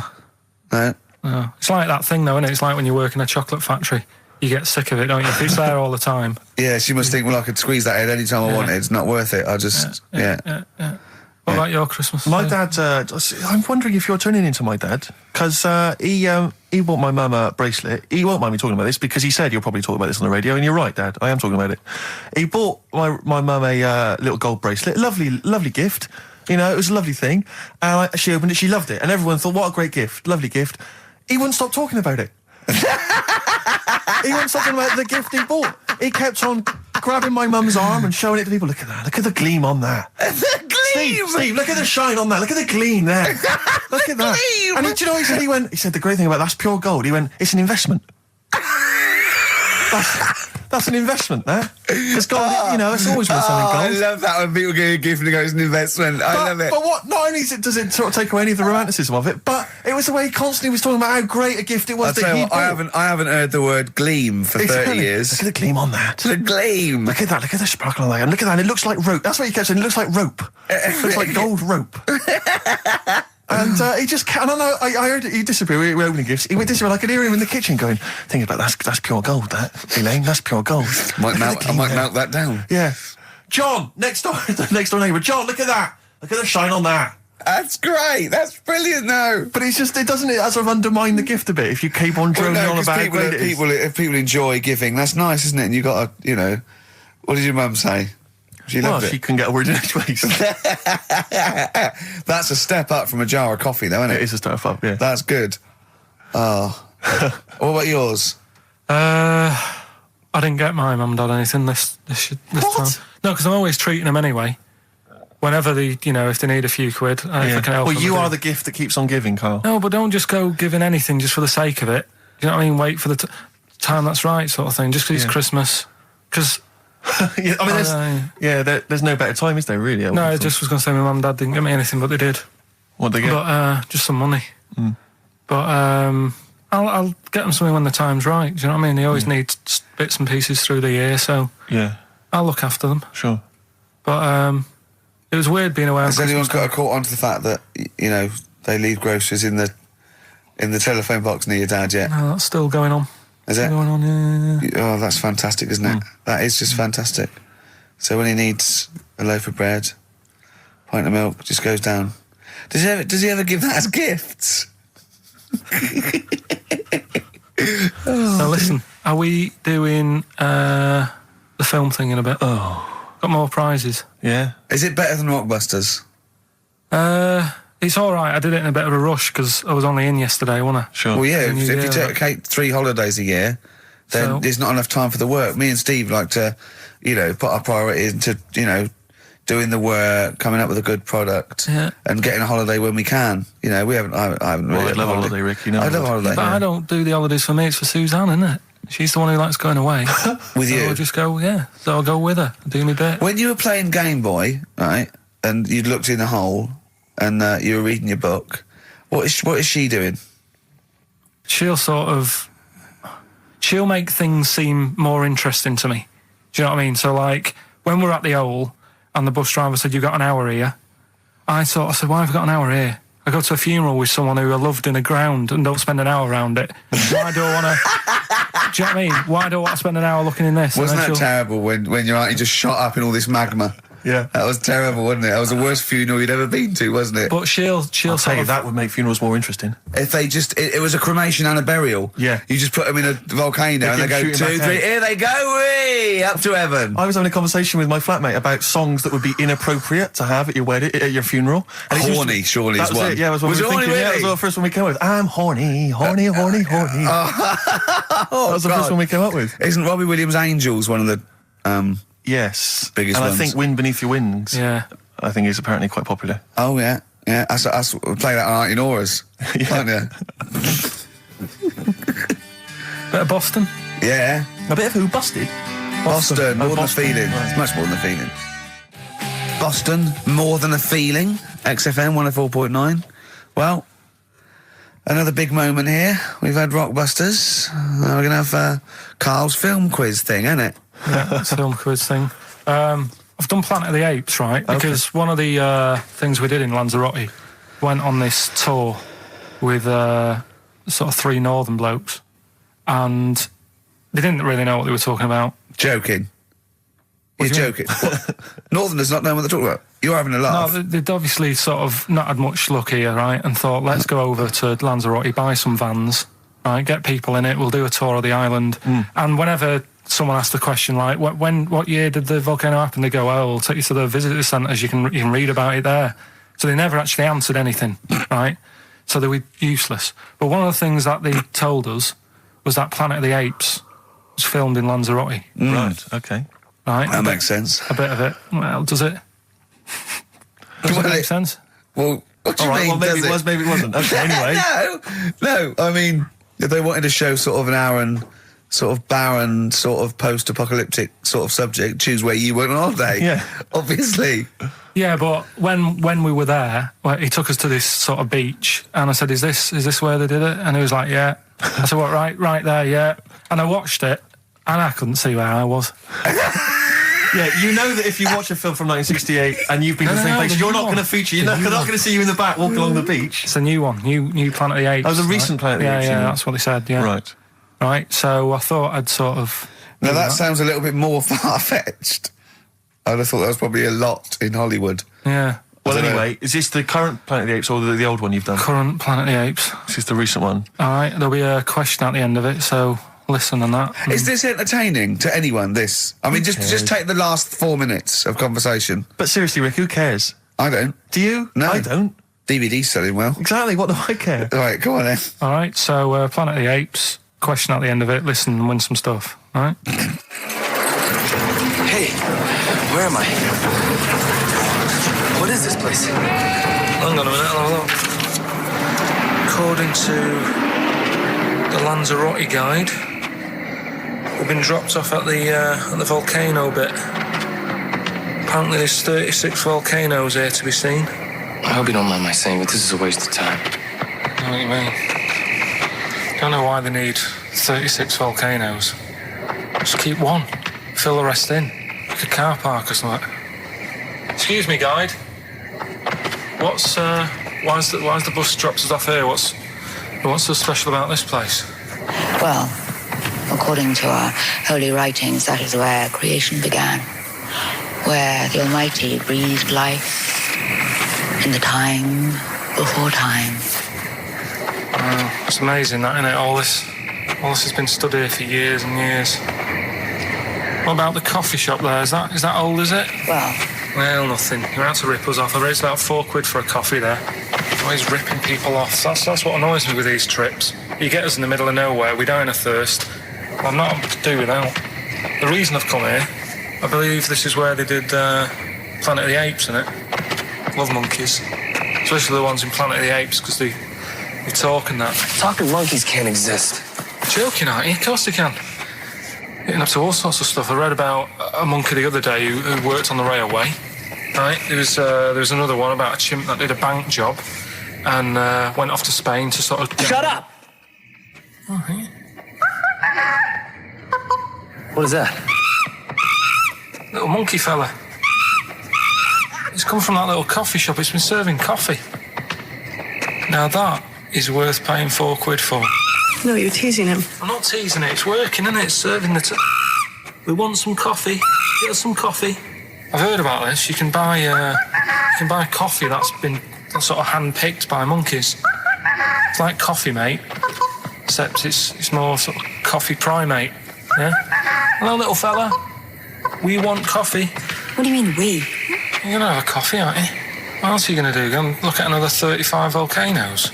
I'm staying here, I'm having a monkey coffee. It's brilliant. You find this amusing? Jesus, it's a talking monkey. Right, mate, have a couple of coffees. Don't start now. We're off duty. I'm starving. What do you mean you're off duty? Have you bananas later? Just get us a couple of...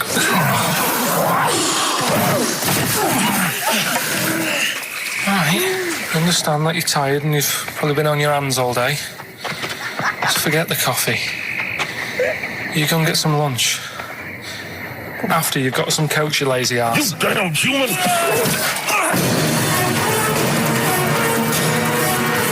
Powerful. Lovely. Excellent. So, what's the question? If you've been listening to the whole show, how many volcanoes do I think's on the island of Lanzarote? Okay. Yeah. I might have it wrong, what I've been saying, but it's roughly around that. Yeah, so what have you been saying? Yeah. Yeah. All Brilliant. right. Ricky.gervais@xfm.co.uk. You're more likely to win the prize if you leave your address on the email. Yeah. Because otherwise we can't really be bothered to phone people or email them back. So, Good point. Put your address on there and you could win some crap. In a jiffy bag. Carl's theme tune there by Placebo. Special Needs on XFM 104.9. Alright. New Year's resolution, Carl? I don't know. I don't do it. Really. So what about something like, I don't know, start smoking? Do you know, there must be something. No, it's a waste of time, isn't it? Don't bother with that. Right. You, Steve? Yeah. Me, no, I've never really made any New Year's resolutions. I just be good to people. Just treat everyone as you want to be treated yourself. Give to charity. Hate crime, racism, famine, sexism. I know you're going to keep to all those, except the give to charity. That's... me and Carl find that a little bit hard to believe. Never going to happen. Well, you've always got to break at least one of your New Year's resolutions. Yeah, exactly. Yeah, well, I think I'll be nicer to Carl. What about learn more? I was thinking that. I want to learn more. I'm always teaching you stuff. I watched... I'll tell you what, Christmas telly was dreadful this year. I don't know if I've hit that age where I think... But I think consciously I thought this is worse than usual. Yeah. And I ended up watching Discovery Channel and History Channel again, and I watched 4 episodes in a row of this fantastic documentary, 1418 War, narrated by Dame Judi Dench, and it's brilliant. I just can't get enough of it. I hated history at school, and now I want to know everything. Yeah. And I think that's mine. Learn all the stuff about stuff. I like learning though. I always Yeah. say that to you. I'm always looking up stuff. When I was on holiday, even though it was sunny outside and they had big holes to look at if I wanted to, I stayed in and watched Discovery there and was watching stuff about scorpions and that. Yeah, what did you learn? Well, nothing, because it was all in Spanish. But I just watched it. What I found out, right? What I found... Scorpions, I'm get it. It's only about poison you get with. What I don't understand is with scorpions, right? They have like this sort of weapons, don't they? They have the poison and stuff, right? Yeah. Which can kill a man. Yeah. But there was a couple of little animals and that were its sort of enemy. Yeah. And it stung them and it didn't kill them. So what's the point?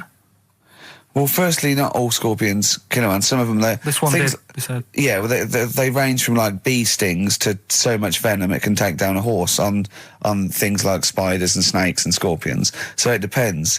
But a scorpion that will kill a man would kill a rabbit. So I don't know what you're talking about. No, there was a snake that it stuck its thing into and some sort of beaver, and they were just like running about.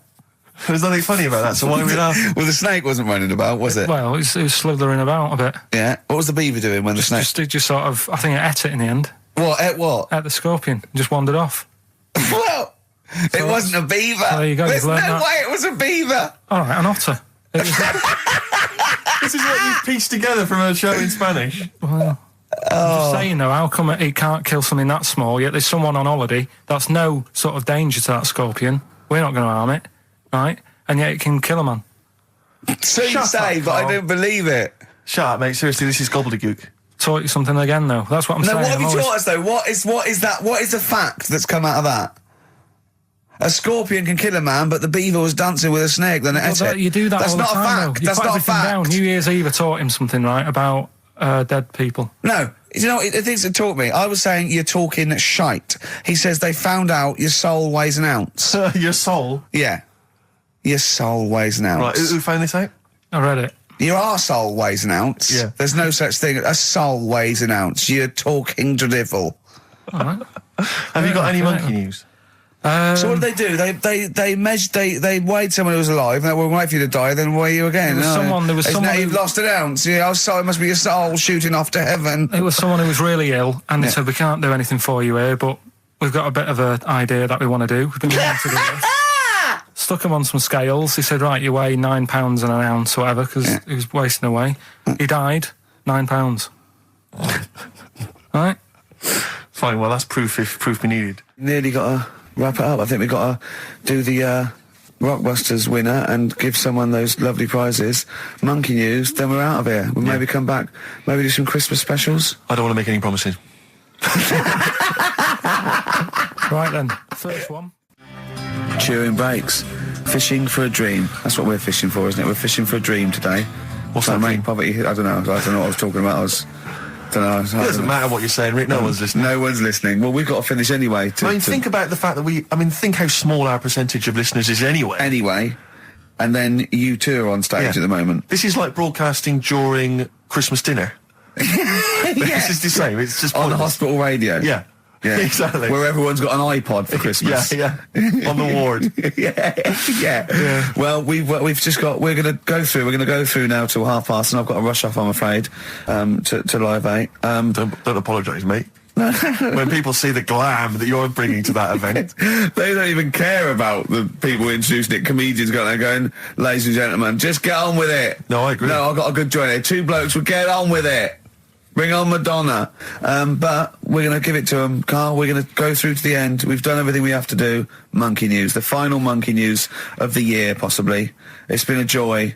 I'd just like to say, on behalf of myself, Steve Merchant, and this little bald mank, it's been a pleasure. Yeah, speak for yourself. Yeah. I feel drained today. Do you? Go on.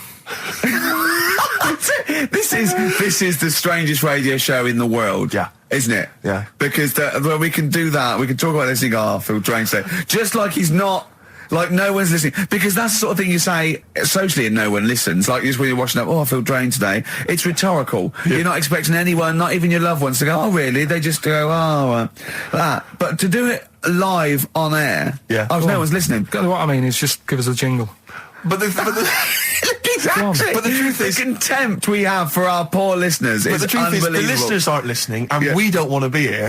So this really is one of the most pointless things ever. No, I would have been quite happy to do a full show. But you know what? The flow of it's just. I would love to listen to this back in 10 years. This actual show. Let's keep this forever. Let's keep this show forever. The show we went early. We were bored. It was a day we're trying to save Africa, but we're a little bit annoyed that no one's listening. Yeah, right. Right, once and for all, the final monkey news of the year. Oh, go on. What were you going to say? No, I was just going to say, if you're not into the Live 8 and you're gay, you're not listening. Because you're on a walk. Game went on for hours, right? No one's listening. The terrible thing is that not even we're listening to Carl now. I know. Literally no one is listening to Carl. Insulting. There was a lot of smoking going on. It's going on. A lot of eating and nuts going on. That was a bit weird because they don't normally get through as many, but for this night. So, come on, let's just play Bruce. Goodbye, everybody. See you maybe at Christmas time. Goodbye.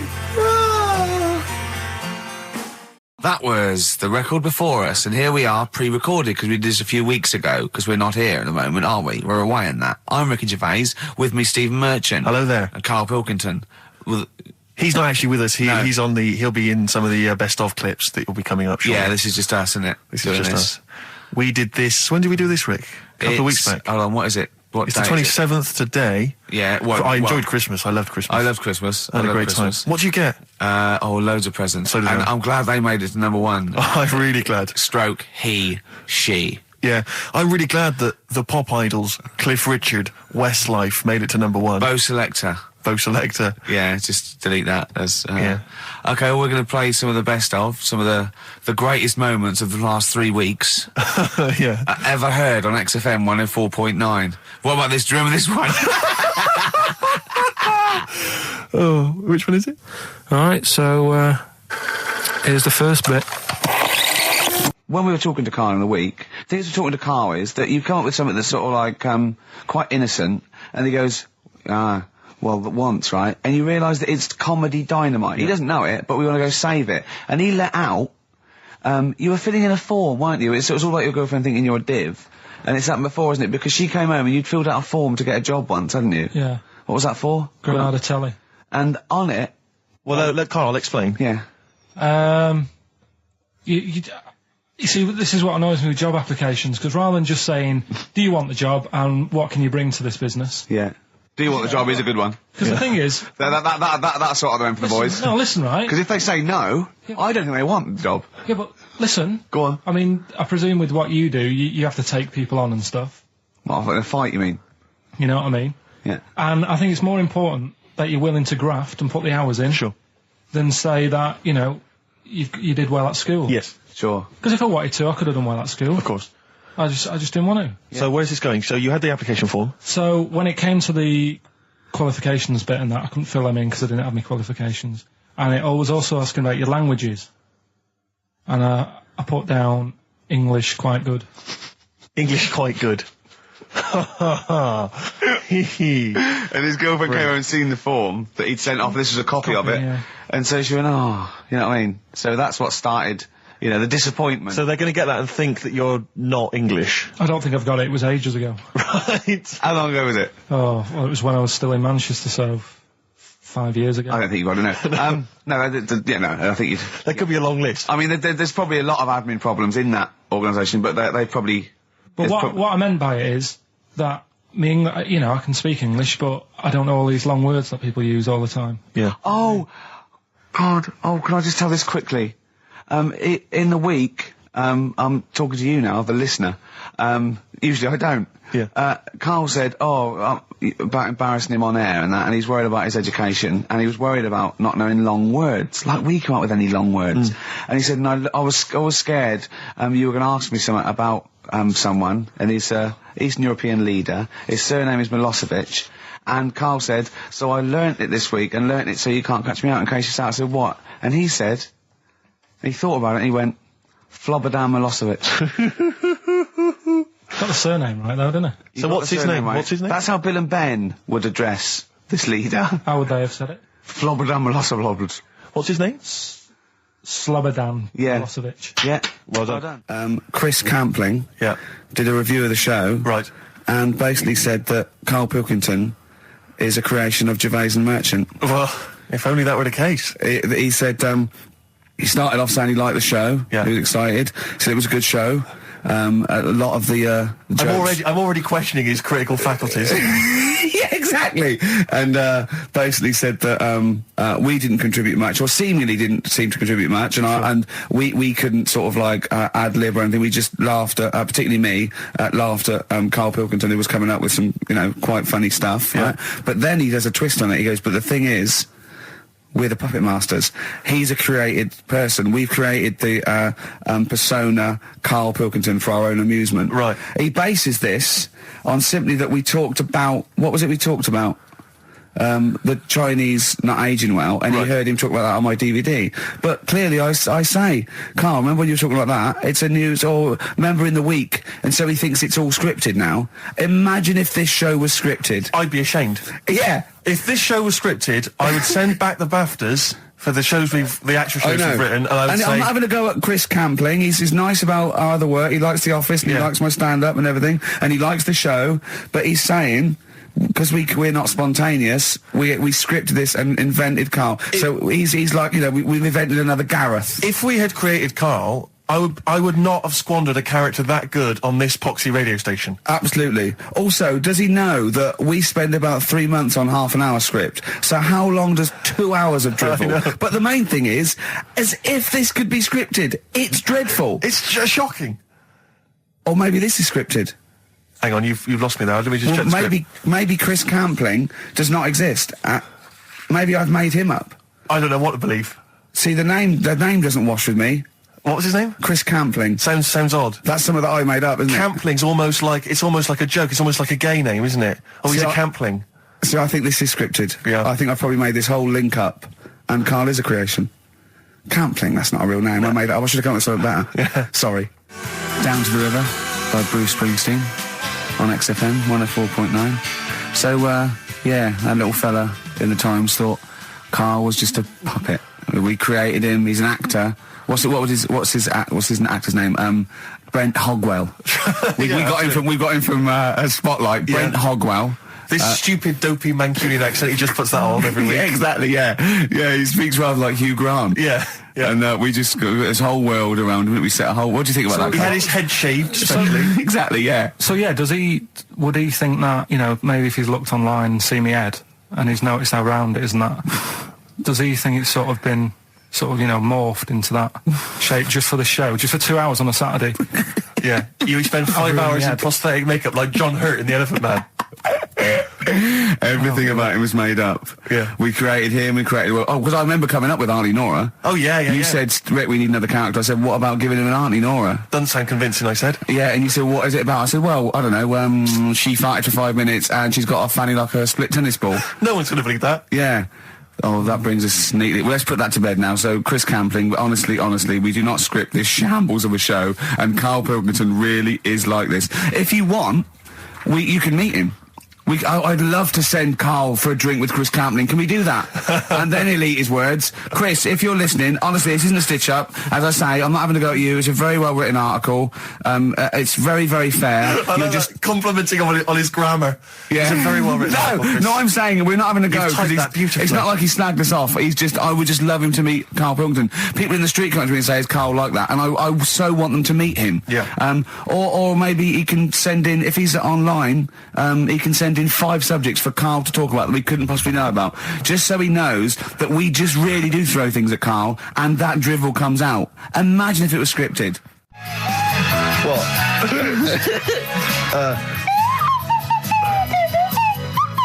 Someone's left one of those little things in here. It's brilliant, isn't it? It's amazing. What are they called, those things? I imagine they're just there. I was thinking of being in the front row at a Morrissey concert and going, can I just play along? They are brilliant. I don't know what kind of sound that is. I don't know. It's only used for when Kenneth Williams sees someone undressing. Yeah. That's the only time that is used, that noise. Exactly. That is brilliant. But it's like it was specially created for the Carry On films. Yeah, we need... I don't know what it is, but we need something when I walk in and see someone changing. Well, what about this? There is a Light That Never Goes Out by the Smiths. I phoned Karl up in the week, and I said, what are you doing? He went, well, even though it's one of my days off, I'm just doing some research on the web. Found anything that said, I'm doing science. And then he said, you can get wigs for dogs in Tokyo. That's his scientific fact. And I went, what do you mean? Dogs, if they need a wig? I said, if they need a wig, what? Dogs going bald? And he went, like, this is fine to him. He went, it's a stressful city, Tokyo. The world's all right with Karl. He's always got an explanation. I've only ever seen him confused once. When in Edinburgh, he looked out of his window one day and he saw a bloke putting a parking ticket on some rubbish. Yeah. And that genuinely confused him. Yeah. He couldn't work out, could you? It's a bit weird, isn't it? And the woman breastfeeding her 8-year-old child, you didn't like, did you? I don't like that. But the what's the name? Animals with wigs. I kind of thought, after I put the phone down to you, I kind of thought about it, thought, yeah, it's a bit daft, that. Are you sure he's not the ageing pop group? No. The Animals? But when you think, have you ever seen, like, a bald pet? No. It's weird. What do you mean? Because my mum, we had a cat, we used to get through loads of cats because we lived on a... Oh, God, it started early today, isn't it? What do you mean? It's only 10 past one. Because What are you doing? Running a restaurant? We lived on. Oh God! What do you mean? No, we lived on like a main road. Oh yeah. Right? So we used to get through a lot of them. My dad It was kept their saying, risk. you know, stop wasting money. You know, it's not Stop good. wasting money, not wasting cats. Right. So anyway, we had this cat that was ill all the time, and It's just bag of news, probably. Yeah, malingerer. Yeah, I'm terrified. I'm going to which house? Rome. Oh God, bloody hell, Rome. Don't let me go to the Pilkingtons. and it, for some reason, it kept being sick all the time. Right? Yeah, that is news. That's definitely news. So my mum kind of thought, I've had enough of this, and she shaved it. Whoa. Whoa. Now I know you're not vets in your family, but what correlation did your mum think there was between you being sick and shaving it? Because it kept being sick, and it was a pain to wash because it kept getting So caught she up. wanted a dry wipe cat. So Why didn't she just varnish it? What? it's weird. It's weird. though. So now he's cold and sick. No, but not all of it. She left sort of the back half, but sort of from its waist, sort of. I love that. Shave it because it's sick on itself. And That is it was the genius. weirdest looking thing. I mean, normally I like cats. I'm always like giving yours a stroke on the head and that. Yeah. But as soon as she did that, it was like, oh, Yeah. can't touch it. And then So now it's sick, cold, and hated. Yeah. Carl.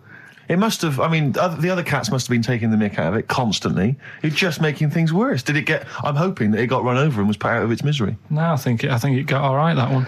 Or is that the? Yeah, it did get run over. It did. Oh God. Oh dear. How many cats do you say you've got through?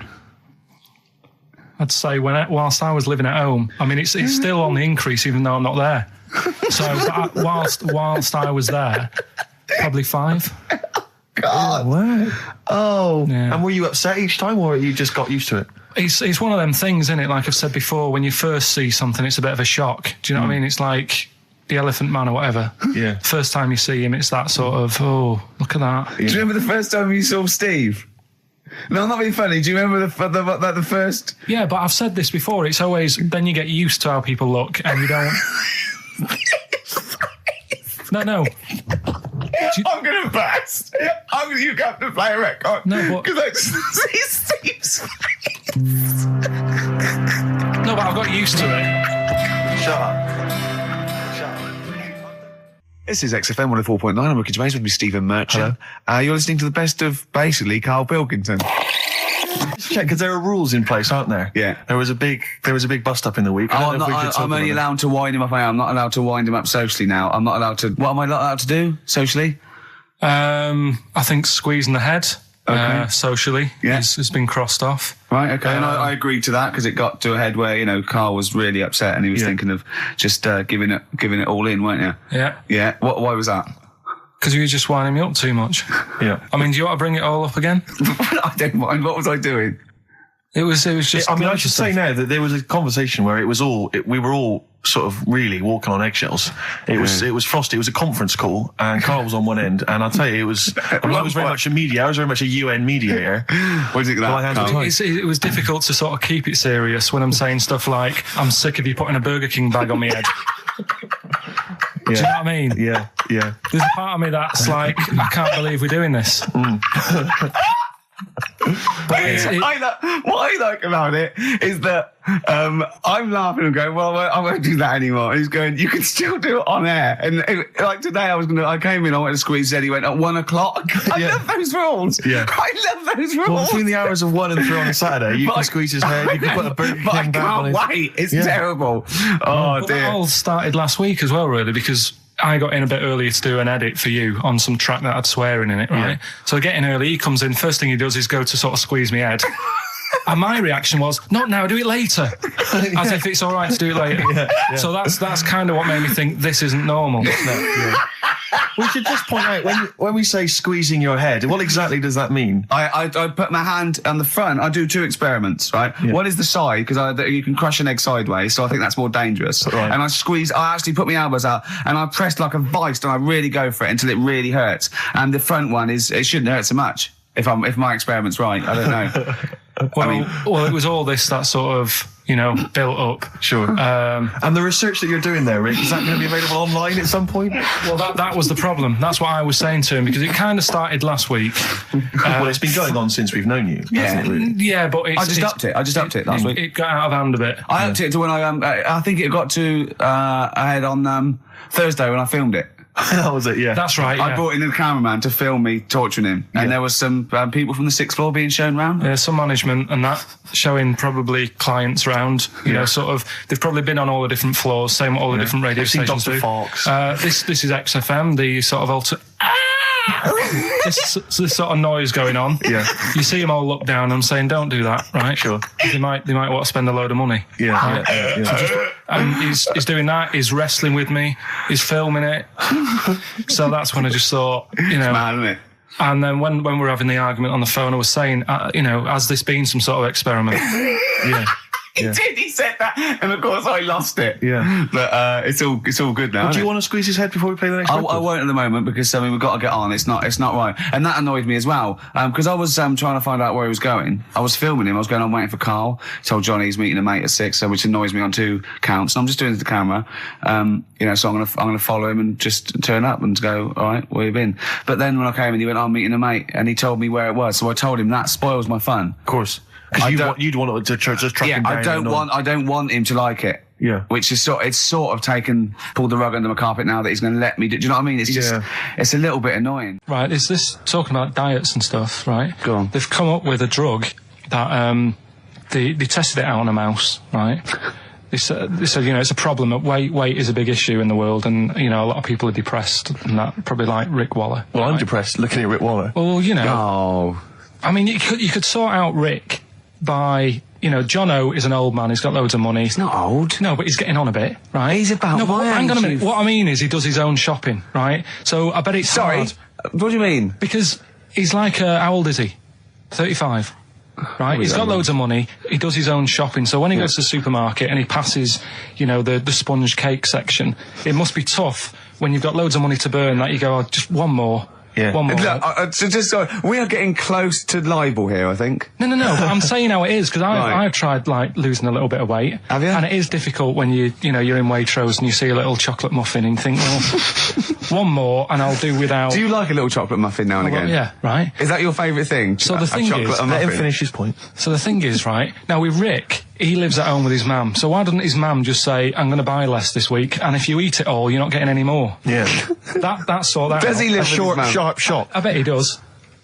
So you don't actually know if this is true or not? No, but anyway, right? So this drug they've come up with. They've tested this on mice, haven't they? I'm worried if they haven't tested it on mice. Thank God for that. It's definitely been tested on mice. Definitely. They fed a mouse a load of cake. Yeah. Right? And it went a little bit chubby, and he said, right, stop a minute. And then they gave it this drug that makes you lose weight. Yeah. And its weight went down, but the only bad side effect was its eyes were popping out. Well, that seems to be fine then. Let's give it to Jono. There doesn't seem to be any problem. Oh, Rick should get some of that. Yes, Struth, Doc, look at these. Oh, Jesus, Jono, your eyes are popping out. That happened to the mice. Sorry? That happened to the mice. But what do you mean? That's the option. What do you mean that's the option? So I love the fact that your choice is either be like a fat, happy man who has the odd sponge cake, or a stick man with eyes on stalks. I mean, Steve's chosen that. All right, calm down. I thought we were slagging off Rick Waller and fat people. Sorry, Let's mate. have a go at the fat people before we start on me, Rick. Yeah, no, I didn't. I forgot. I mean, it's like... Yeah. Because I've got some issues and body issues. I know. But Rick Waller's grotesque, Yeah, sorry about that. I'm just a little bit weird. I mean, do you know what I mean? Yeah, should we play a song and... Well, I'm just a little bit offended. That's upsetting. Karl, have you ever logged on to Friends Reunited? It was the site that everyone was talking about last year. No. Are you aware of the concept? I've heard about it, but there's no one from school who'd want to see it again, really.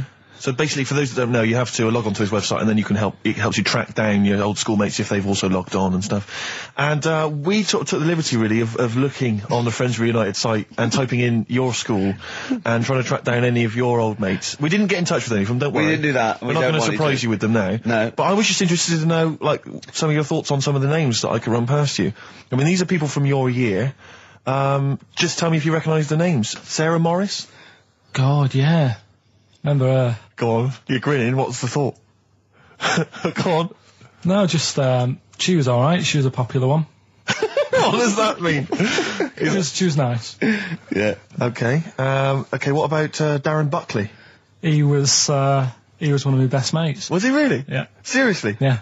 What do you reckon he's doing now? Do you still keep in touch? When my mum and dad were still in Manchester and they had a butty shop, he used to go in because the Bucky's was next door. I love the way you paint a picture. If you did this in your history exam, Carl, you will walk it. Go on. So your parents had a butty shop, there was a Bucky's next door? Yeah, and he liked having a bit of a gamble, so he used to, I think he works for some insurance company. Do you think that his fiancée Beth knows he's got a gambling problem? Or that his 2-year-old son Lewis? No. Yeah, they live in Cheadle Holme. Hume. Cheadle Hume. He must be doing well. He's still supporting the Blue Army and frequents the shrine on a fortnightly basis. Funny thing with him is, right, when I used to stay over at his house, and his dad was a copper, and I remember his dad came down and said, right, I want to see you two. I was like, oh God, what's happened?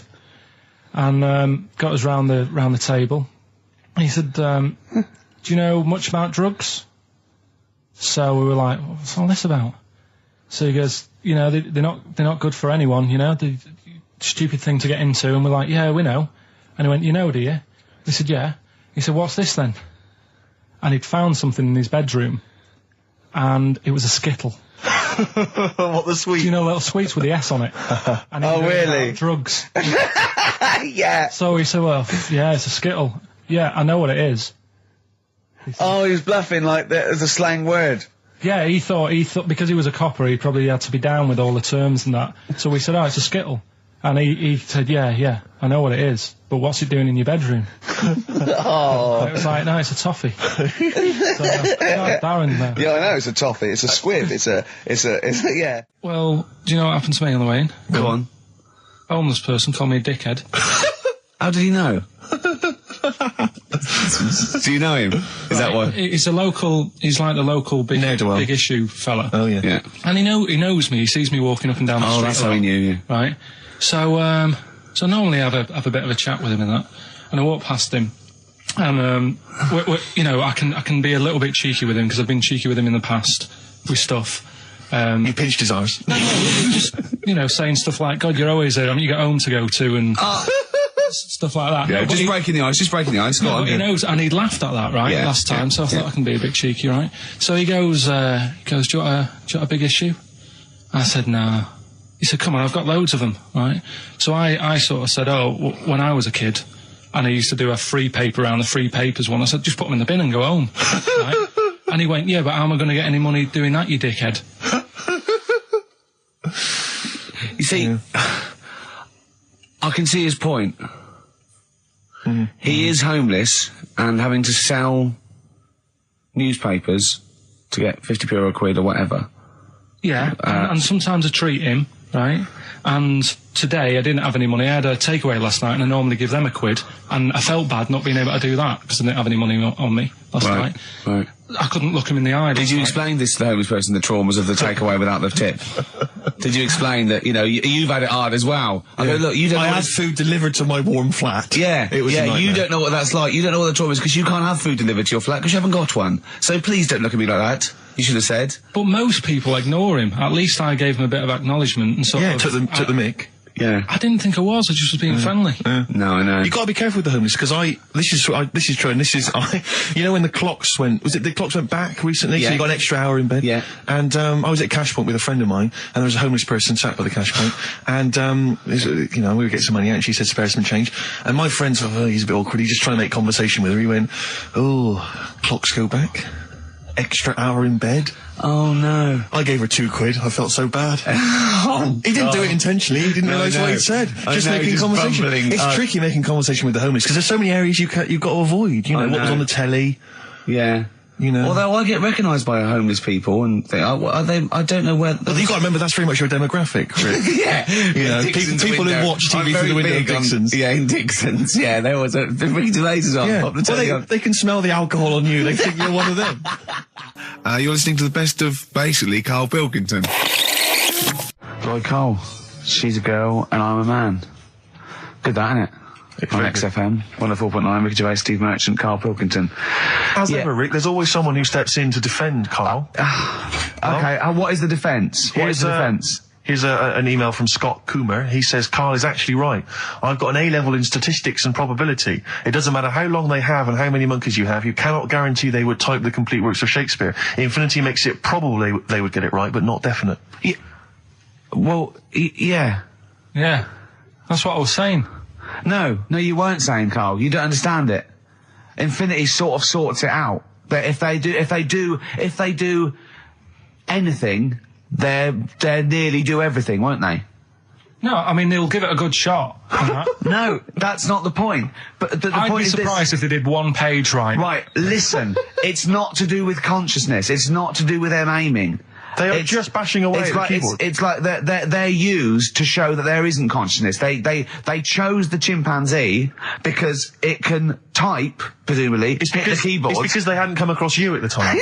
Yeah. It's to take out thought out of it. It's to take out reason and trying, right? It's just random. They're saying that if you typed enough things, if the computer was left typing everything, if you left it for an infinite amount of time, and they chose Shakespeare because there is meaning behind it, and it's difficult to get it exactly right, to show you that Infinity would come up with it's not just Shakespeare, it's every novel.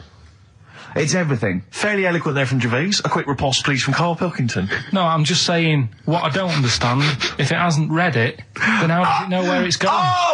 Listen, right, listen, right, Can I just explain to people, right? Some people have said, why are you cruel to Karl? He drives me mental with things like that.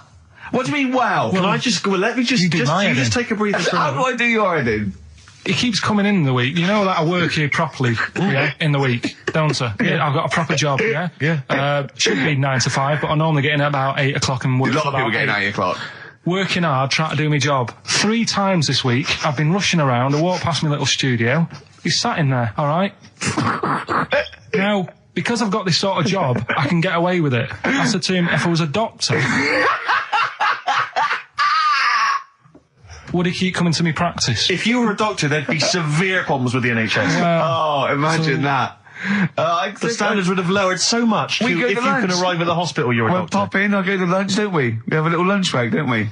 I go, come on, let's go now. He goes, I'm busy. I go, come on, let's go now. He's going, you're doing me head in. Well, when I was talking about the monkey conundrum with Karl, he said to me, right, if I had a day off work, and I was, say, watching the TV, and with one hand I was typing a typewriter, would I type Shakespeare? I mean... Yeah, but you see, there's certain things. We were talking a little bit about this stuff the other week, weren't we, when we said, you were going on about Einstein, and I said he's not that good. E equals MC squared. It sounds good, but I've never used it and that. Right? I've never used it! You haven't used 2 and 2 equals 4, Karl! The fella with an apple fell on his head. It could have been anyone sat under that tree. Do you know what I mean? It's just annoying. Lucky. And Newton gets all the credit for his laws of the universe. Well, other people were working whilst he was having a lunch break under the tree. So in a way, it's like he didn't deserve to have that success story. Again, forget the apple and the tree and whether he was sitting down having a lunch break. It's totally irrelevant. Yeah, but what I'm saying is there's certain things that will just happen. It's like, I think we were talking when we were out eating the other week. We were talking about Noel Gallagher. Well, this is reason the monkey discussion came up, right? Noel Gallagher... I don't know what to say. I don't know what to say. Rick, I don't want to misquote Noel. I'll be like Herbert Lom in Clouseau. I'm going to get a twitch whenever he opens his mouth. I don't know where to start with some of his statements. Well, as I say, this discussion began because we were talking about a quote that Noel Gallagher supposedly gave. Now, I don't want to misquote Gallagher, but the gist of it was that he said, had I... written Wonderwall or whatever, instead of the Beatles writing Strawberry Fields or whatever, I'd be the one that was considered the great songwriter and it wouldn't be the Beatles. It's just the fact that they came first that meant that they get all the credit as being the greatest band. I don't know where to start with that statement either. I mean, that's Gallagher's thing and he's, whatever. We know what we think of that. What was your point, Karl? You agreed with him, didn't you? Yeah, I reckon, right? Do you know we've talked about putting a baby in a room before and it'll know what colour it is and stuff? If you've got a room that's painted red, right, but forget that because that's going to confuse him. Hear him out. Listen to me. Say if they did some new TV show, right? Like, what's that film with Jim Carrey in where the Truman Show? The Truman Show, right? So they make up a little room and some woman has some kids and you say, right, let's put the kids in this room, and they don't know what's going on outside. They don't know anything about, like, EastEnders and that. It's like their little world, right? They don't know anything that's gone on. How could a child survive without EastEnders? Right, listen. So he's sat in the room, right? And then when they're all asleep, right, Wait for this bit. someone Have you heard this? Yeah, bit? wait for this bit. They're all in a room. Yeah. They're asleep. Yeah. someone pops in, puts a guitar next to the bed, right? Nips off out again. They wake up in the morning, and one of them goes, "What's this?" They don't even know it's a guitar because they've never seen one, right? They're talking English, though. Yeah. We just left guitar out of the vocabulary. Right, so There's plenty more to come. one of them will pick it up, and they'll go, "I don't know what it is," and they'll start strumming. They'll go, "That sounds good, doesn't it?" Give them a few weeks, they could come up with Hey Jude. Whereas, typing Shakespeare, a monkey that can't even spell... I see that. Listen, can't answer it. I might come with you, Rick, if that's all right. We've got to sort out that Christmas special as well. Yeah, no, sure. Alright, I'll see you later. I'm shooting off then as well. Cheers, Carl. In the week, I called Carl up. I said, "How are you, mate?" He went, "Not too bad." Now, as you know, his girlfriend's been away for ages, hasn't she? Covering the World Cup, the African Nations Cup. She's a sports journalist. Well, yeah. All right. Okay. I love the fact you're thinking, what does that mean? Like, well, she's not much of a journalist, Rick, to be honest. I've read some of her stuff. No, but she's not on air. She does stuff, you know. Yeah. Behind the scenes. Yeah. Sure. A lot of journalists do. You always want to make clear that you're not going out with Kate Adie. That's what you want to make clear, isn't it? Yeah. Now, so she'd seen none of the meteoric rise of Karl as a broadcaster. She's been away for the whole time a since you've sort of raconteur, become... a wit, Yeah. a cult figure, to be honest. And he hadn't told her this, so apparently he went home and she was sitting there, looking a bit grumpy. He went, "All right," she went, "Yeah." She went, "Should we go out then?" She went, "I'm not sure I want to go out with an idiot." Right? Oh, no! Yeah, and she went, "Loch Ness Monster. Why don't you just think? Of course the Loch Ness Monster lives in Loch Ness." And she was giving a bit of a hard time. And she went, "That's why he said, "That's why I didn't tell her. I didn't tell her really." Same thing happened when I was at school and I had to play drums in Little Donkey. I didn't tell my parents, right? But my dad turned up anyway. And what happened? He, How old were you, Carl? well, it was the school that I used to go to. Oh, yeah. Like, Oh, yeah. So- You went, you used to go to the school you used to go to? No, but what I mean is, on. I didn't go to secondary, did I? Sort of missed a lot of that. Sure. But primary, I liked. Oh, it was okay. all colouring in and stuff. Yep. And it was a Christmas play, and I managed to get a part in it. And, Did you audition? got a part in it, and I should have been playing the drums to the one about Kings. We Three Kings. Yeah. I was meant to be doing that, but Little Donkey came on, and it was one of the. What do you mean came on? That was like next up on the next song. Right. And it's one of them songs that you can't help sort of Tapping along to. Yeah. Do you know, like if I was to go Yeah, you'd have to finish it with... yeah. Do you know that they actually send that into space? Do they? And What, hoping the aliens will respond with that? yeah, they do that because apparently it is one of them things that you can't help. What, even if you're an alien life form? Yeah. They know that, do they? Yeah. But anyway, What, because they watch Star Trek or something? Hello. Knock, knock. Yeah. no, seriously. Is it true, like, if you send out knock knock into space, yeah, they have to say that? Oggy, oggy, oggy. Ah, that is You great. look into it. Seriously. Oh, hold on, what's something out there? What's a little green fellow? That is great. Yeah, so anyway, That is Little Donkey is like one of them tunes that you can't, and I was there and I had the drumstick and I thought, oh god. The drumstick! I could feel myself, and anyway, Just wanting to do it, yeah. I started going along and playing Little Donkey, which I wasn't meant to do, but it went down such a storm.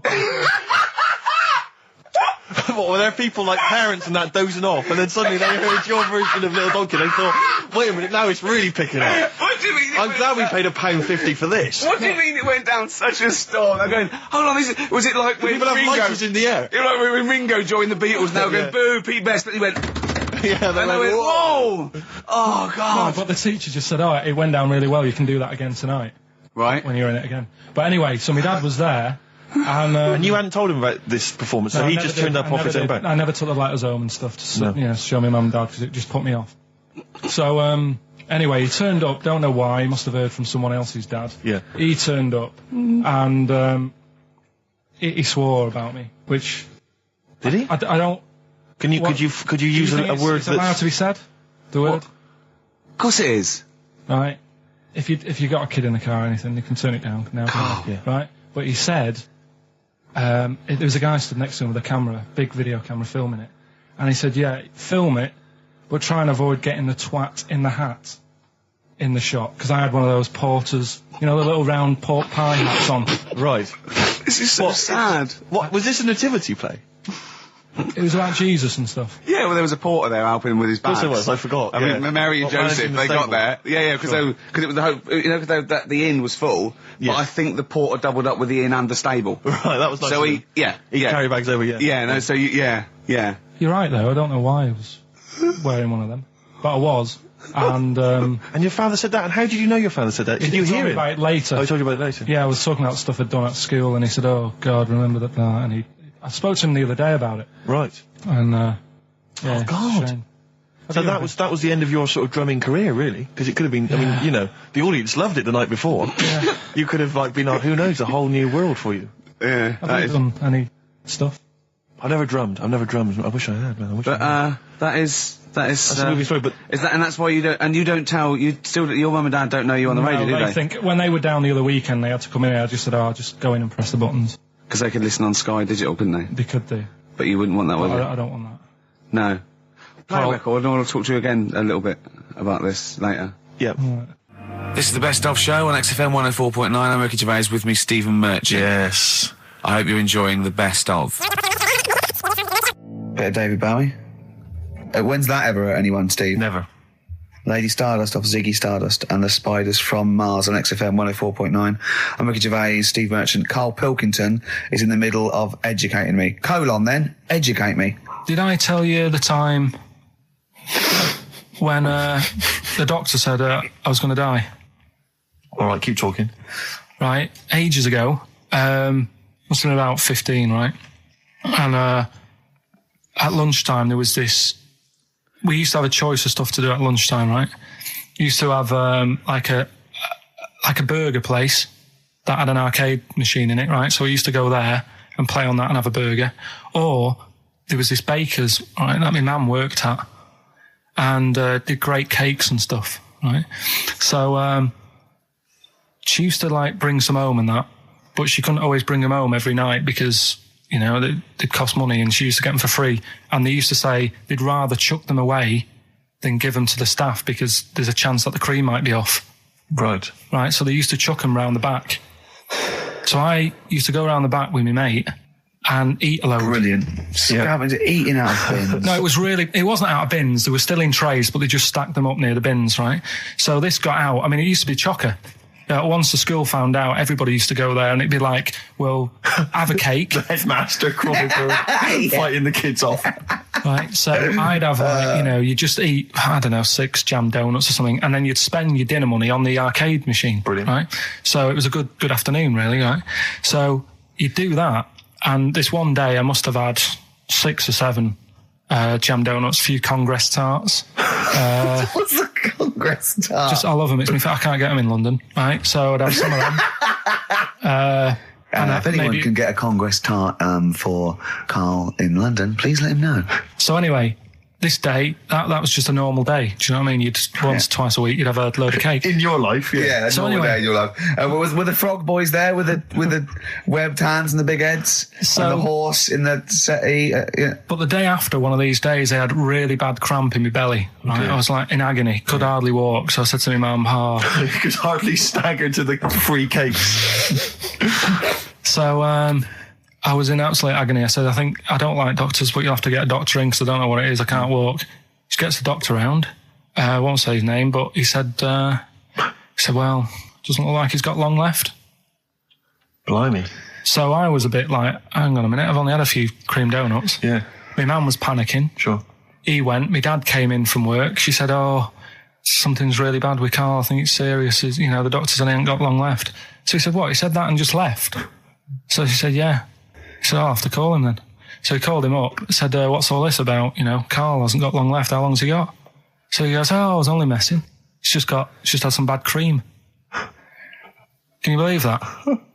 Well, the thing is, I like the fact your mum didn't ask any questions. I know. She didn't go into detail. Can you explain more, Doctor? No, I got to show off. But she doesn't. I don't want to diss you or your family, but I imagine if I was there, I'd have known the doctor was joking. That's all I'm saying. I mean, I sound very arrogant there, but I imagine he went, what's he been doing? I had about 6 cream cones. Oh, right. Oh, wow. He hasn't got long to live then. I'll see you later. That's what I think the doctor did. Yeah. I just love the idea your mum just let him go. Yeah. Terrified, thinking, well, I'm not going to probe him. He's that's it then. Dad comes in. Hi, honey, I'm home. Anything happened? The doctor said Carl's going to die and then left. Did he? I'll call him. But anyway, that's why these sort of things fascinate me. Rockbusters. Yes. I don't want you to have monkey news right now, because we've just had a little story there. Sure.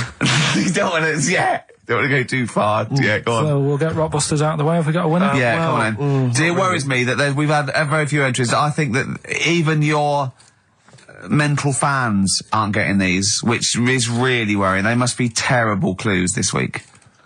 Alright, well... has anyone got them right, Steve? I think there's just one guy, who I suspect has won in the past. Well, so what? Right, the first one. If you go out of France by boat, you might as well buy your fags when you're on that, because you'll get them a lot cheaper. Brilliant. Right? Yeah. BF. Yeah. Buy it ferry. Right? That's like... What? Buy on ferry. What? Buy on ferry? What's that? Is that a band? What is it? I don't know what it is. Brian Ferry. Brian Ferry? What's that got to do with buying on a ferry, though? Just because it's quite close to it. Buy on ferry. What? Buy on ferry. Sorry, what's your first language? The second one. That's rubbish. That doesn't count. No, Brian Ferry. Brian Ferry, buy on ferry. There's this little foreign cafe. It's growing its own steak. That's Delamitri. The third one. What? Sorry, what? What is that? What is that? Delamitri. Delhi is a little foreign cafe. Yeah. A meat tree and that. A meat tree? A meat tree?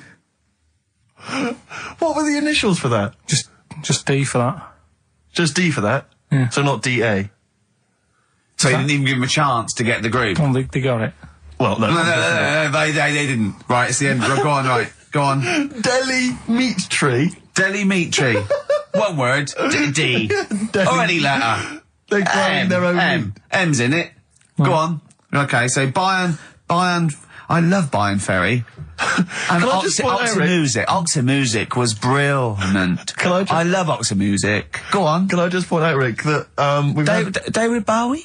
Delhi Meat Tree. Yeah. I don't see why necessarily Aidan, who emailed in, why he doesn't get to win, because he emailed in dire steaks. Seems to me just as valid, as far as I can tell, but Delhi Meat Tree it is. And the last one, if there was a Jamaican fella on the Titanic... I'm looking forward to this. With a little bit of fear. Jamaican fella, if he was on the Titanic, he probably would have screamed this. Yeah. That's Christ de Berg. Oh, I don't know what to do. Stunning. So who's the winner? I'm not going to give it to anyone. I just don't... what's the Jamaican bit got to do with it? Just the D. Just Christ de Berg. Say it again? No, I think they've worked it out now. Say it again? Christ de Berg. And who's that? What? Who's that? Who's what? Who's Christ de Berg? Chris de Berg. Who's the winner, Steve? Do you know what? I'm going to give it to Aidan, because he just treated you with nothing but contempt. Steve Martin emailed in again. He got the first two, and then the last one he just emailed, I neither know nor care about this answer. I'm tempted to give him each one. Do you know what you've done there, don't you? Go on. You've put the nail in the coffin of Rockbusters.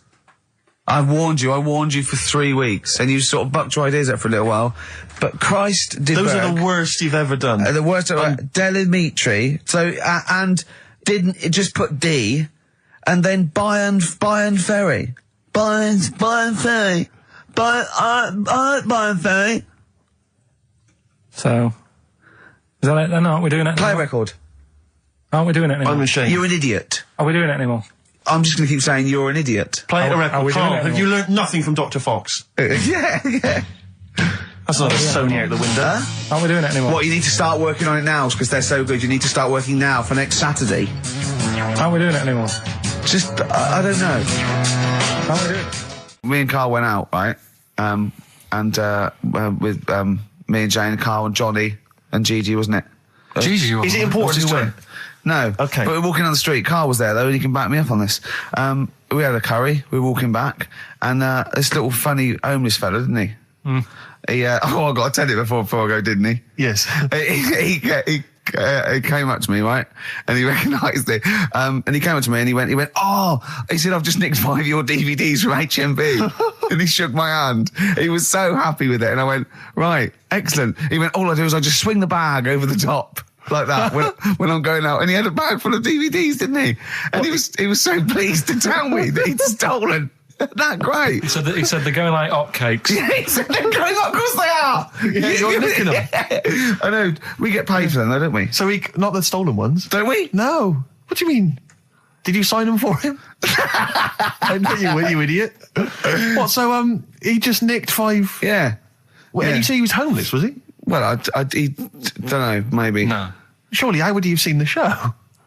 He'd just walked past Curry's one morning. Dixon's. Yeah, that's any idea. Seen a trailer for it. I thought, interesting. I don't know if he was homeless. I didn't go into his home life. He shook his hand though, and but he made Carl look smart. Do you know what I mean? So, how does he sell them? Where does he sell them? Does he go to people and go, "Do you want an Office DVD?" They're not nicked. Yeah, £4. Yeah, exactly. Are these stolen? No. No. They've still got the tags on them.